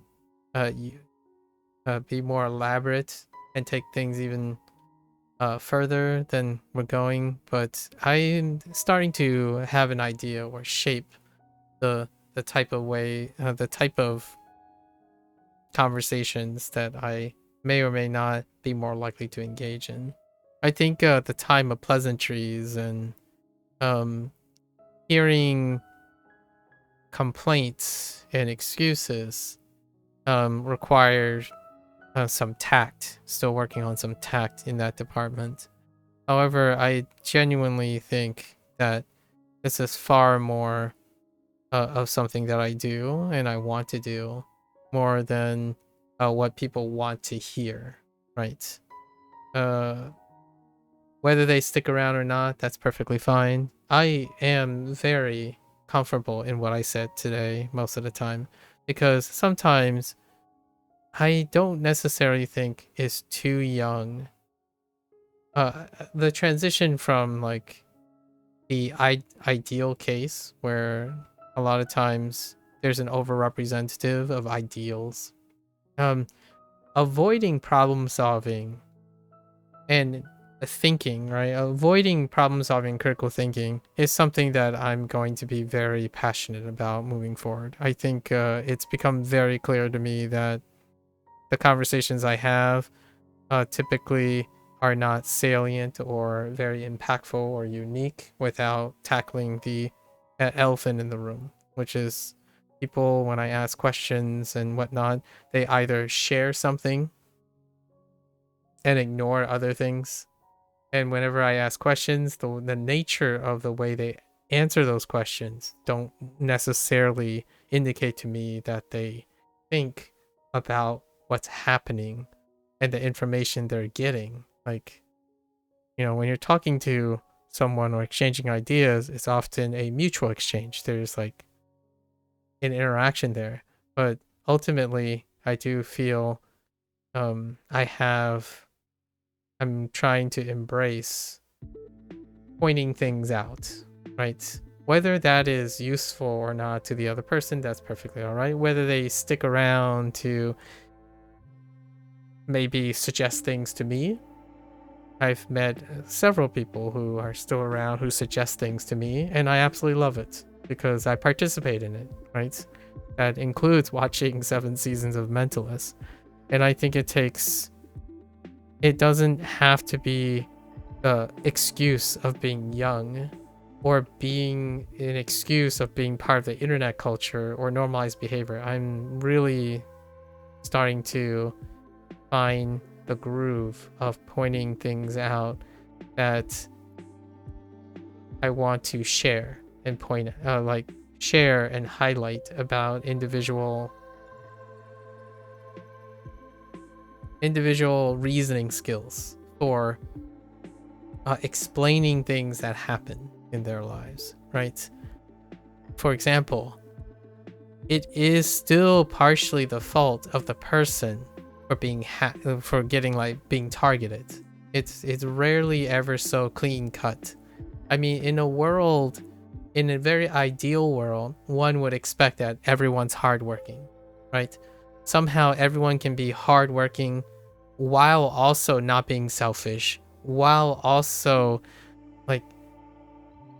it can be very cathartic, especially through curated, post-edited, summarized, reductive pictures of how to learn, how to interact with people, how to be in a relationship with other people, how to talk to other people, and have a relationship with yourself, like self-awareness and self-love and whatnot.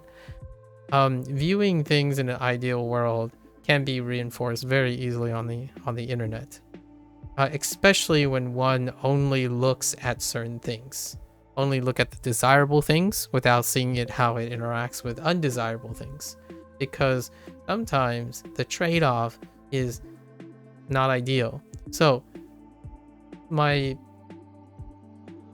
reservations about directly encouraging and enabling people to approach things that they do in life like that is that later down the road, most of the things that I encounter are where people do not see how, or they don't want to accept, or become conditioned to not expect it.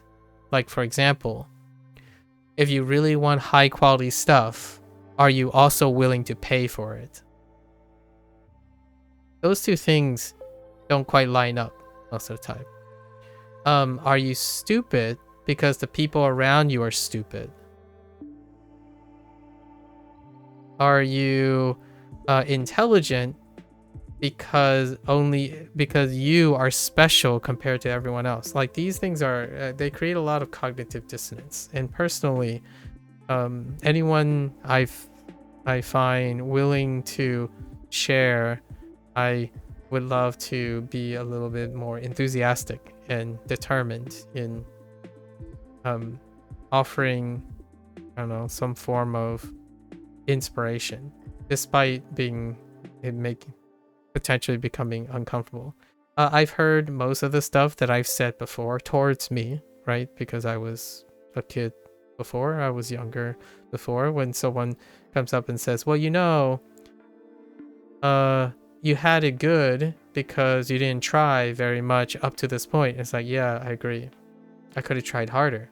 But since I wasn't challenged, I only looked at good things, right? Or things that I already have and I met the needs. I didn't try solving problems. Because running towards problems is asking for trouble, right? It's literally asking for trouble. But at the same time, you can also help other people solve problems. You can also solve your own problems along the way. It creates a lot of proactiveness going into adulthood. I honestly think nowadays, interacting on the internet makes it easier and easier, not that it's awareness, but easier and easier to become dependent on things. And having dependency on various things makes it also incredibly efficient at excusing things because somehow they can be compartmentalized, right? My one thing that I do have a difficulty conversing with people when it comes to conversations and interpersonal communication skills is the idea that people ask A or B about people. They ask questions like, are you A or are you B? Despite wanting to hear nuances, they adhere to nuances for a person. Like, hey, are you a math guy or are you a science guy? Are you an art guy or are you a music guy? Are you a manga guy or are you an anime guy? The answer is usually more dynamic than that. It's both. A little bit of column A, a little B. Sometimes it's column A, sometimes it's column B, right? When you have time for column A, you don't necessarily have time for column B, but that doesn't mean that you don't like it or dislike it. You can dislike two things that are mutually exclusive of one another, right? If you don't like anime, that doesn't necessarily mean you don't like manga, kind of situation. So I don't know if that was the intent of the random stranger that came out right after and asked me a or B question, and definitely have a language barrier as well. But the idea is that I think the internet has normalized that there are elements that seemingly are separated or mutually separate, but I do not believe that is the reality when interacting with human beings. Maybe AI tools, right? And automation tools like search engines and YouTube will give you A or Bs, but humans don't necessarily do, whether they want to or not. Like when someone says, oh yeah, getting good grades is always good. That sounds pretty good, right? Getting good grades is always good. Well, what does that come with? What is the consequence of always getting good grades? If you're the one getting good grades, you might think it's always good. Like only good things come from always getting good grades. It's not true. At least from my perspective, it's not true. There are trade-offs.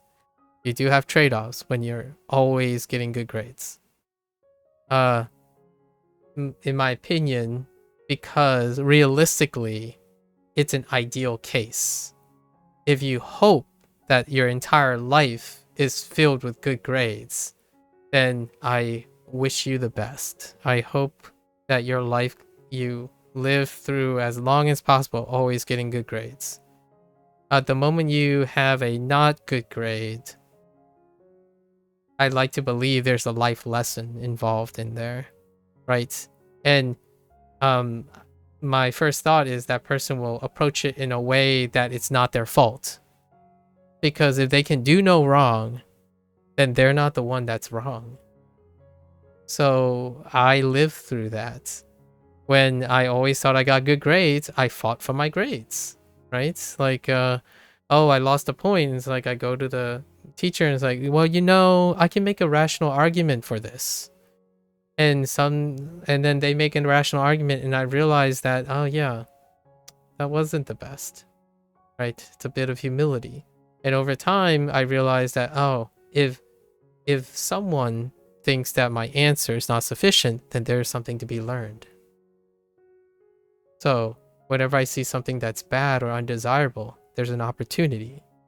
It's an opportunity to improve it, or even change it, or help, right? I mean, I understand for a younger person, it's usually about the self most of the time. They make selfish, it's kind of humorous because I do feel like the comments are, this person keeps thinking that they're grateful for other things, but they also blame other things for all their deficiency.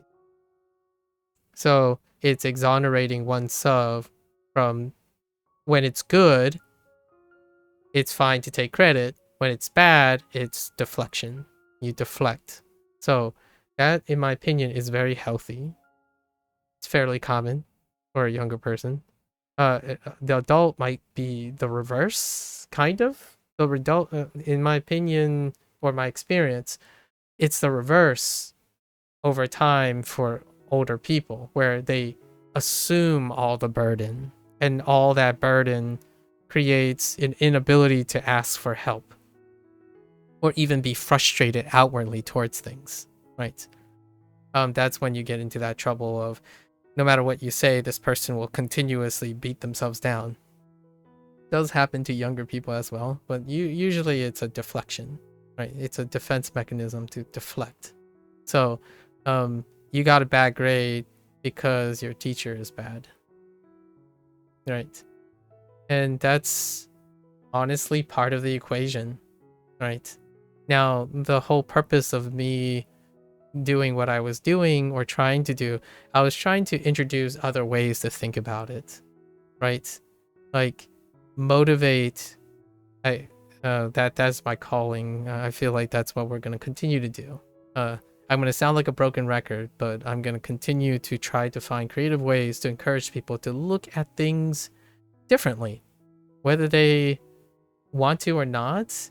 It's how I contribute to the conversation, right? I don't want to say, oh, yeah, I agree. That's it. That must be it. Like, well, what if we try thinking of it this way?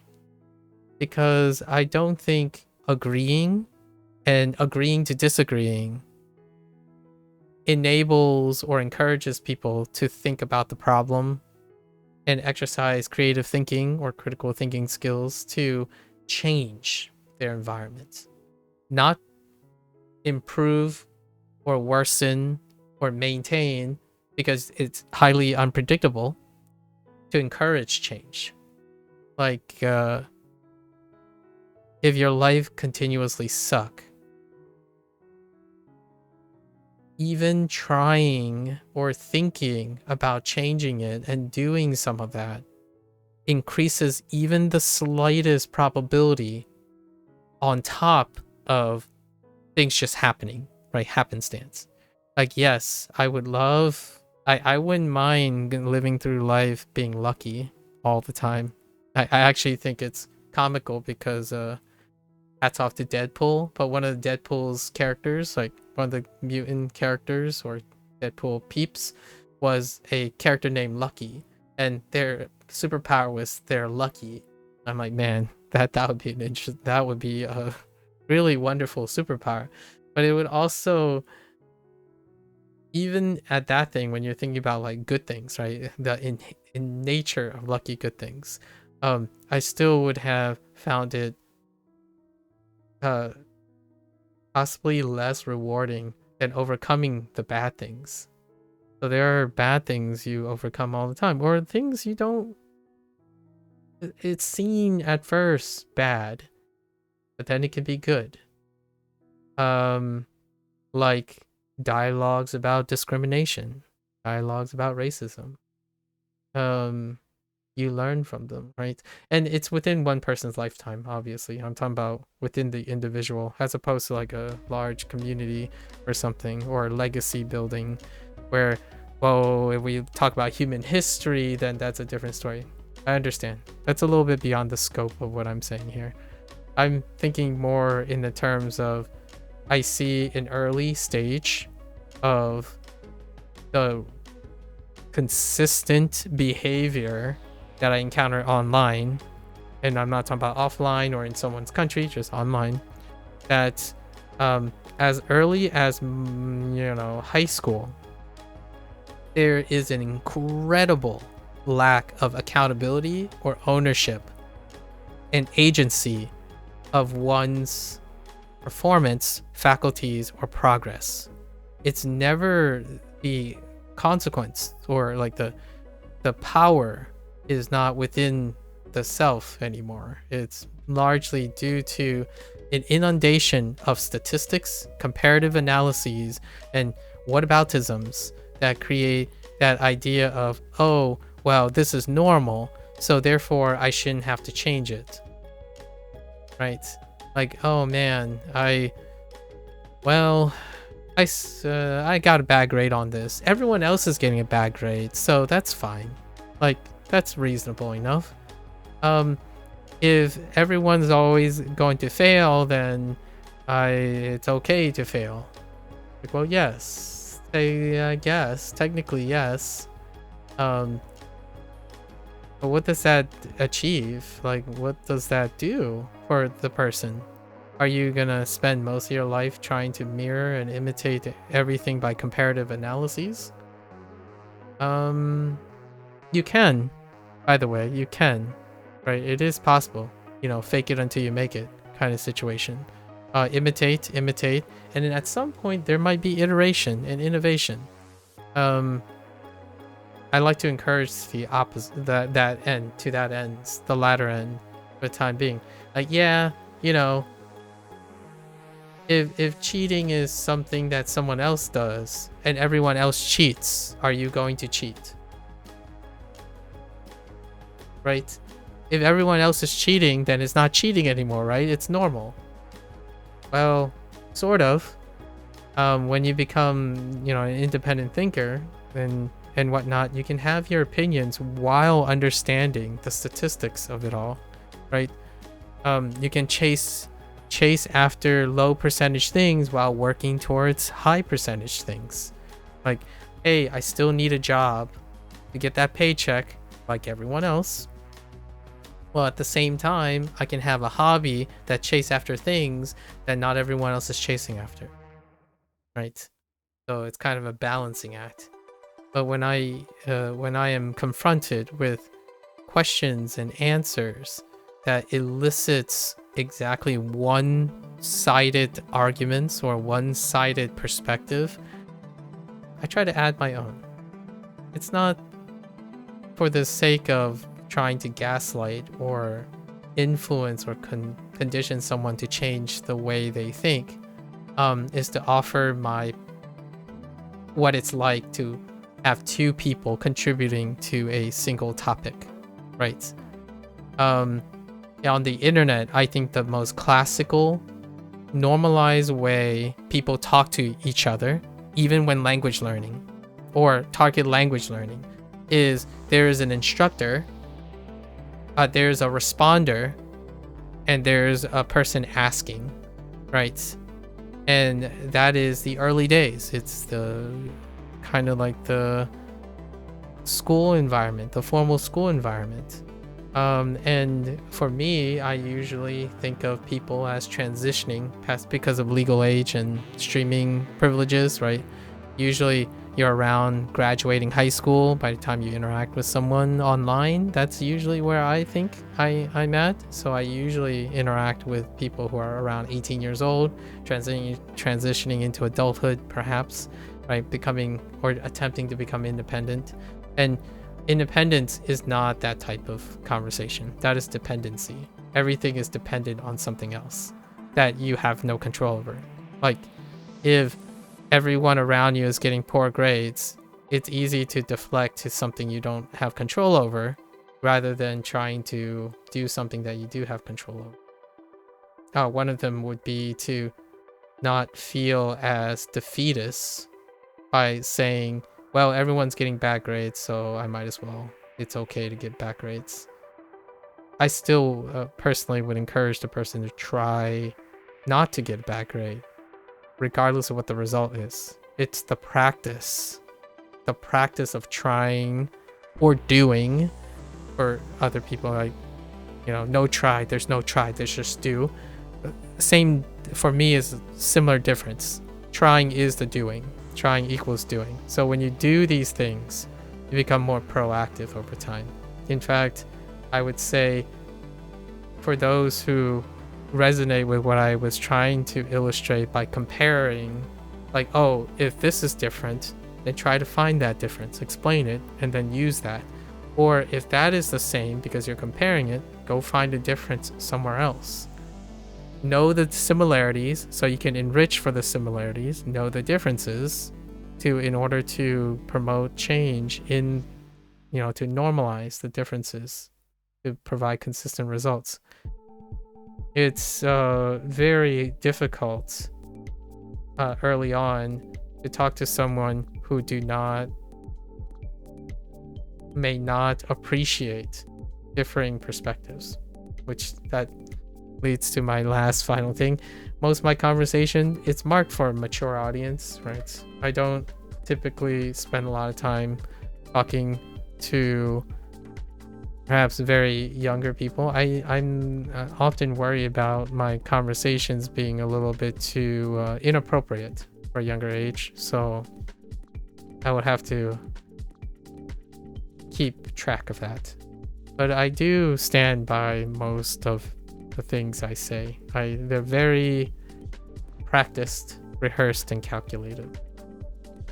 I genuinely believe that there is a deficiency in critical thinking and problem solving skills, and that idealism, both bad and good, right? Saying good, bad, stupid, smart, those things are idealistic. They are categorically idealistic.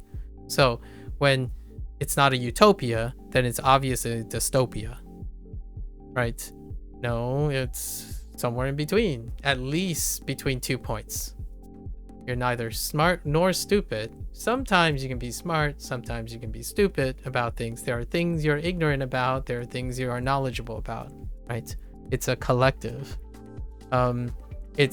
It provides clarity, certainly, to reduce things, aiming to gain more nuance is an ever-present useful application of human creativity and human critical thinking. Settling for reductive knowledge and learning makes for a consistent life that I don't find the appeal. That's not something I empathize with. So if I learn Chinese, for example, and Japanese, I'm not there to stick to whatever is prescribed. I'm there to take whatever is prescribed and also make more from it. It doesn't matter if someone else already created that or do that. It's the act of doing it that is transformative. So no, I don't look at the next person and say, oh man, so many people failed using this product, but I'm interested in this product. Should I use it? It's like, yeah, of course. I'll use it and see what happens. Will I fail from it?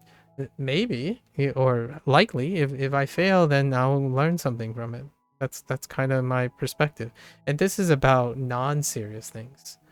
Now, the other part that I really wanted to highlight on my little digression was friends and families and how you establish relational things, because communication is and relational, like psychology, is something that I have a hobby in. I'm not a specialist in.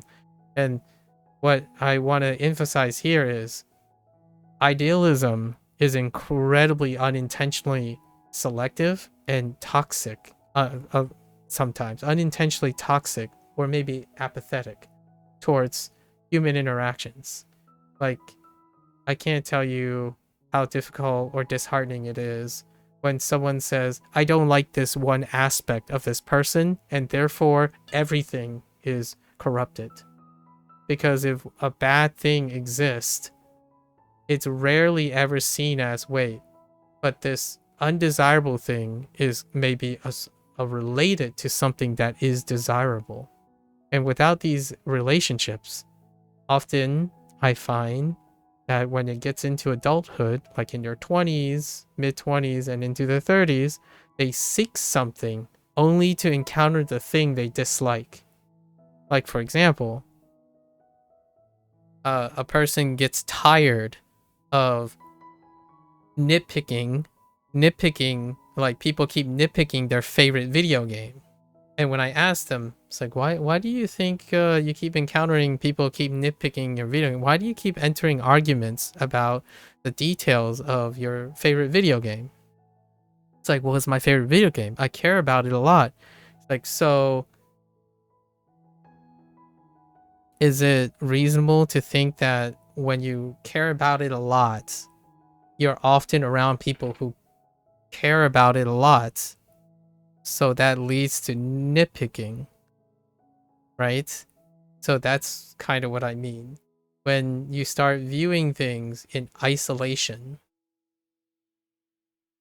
the relationship, the context, like language, if you continue to focus on vocabulary without understanding the relationship between the vocabulary words, you lose the necessary bigger picture of things.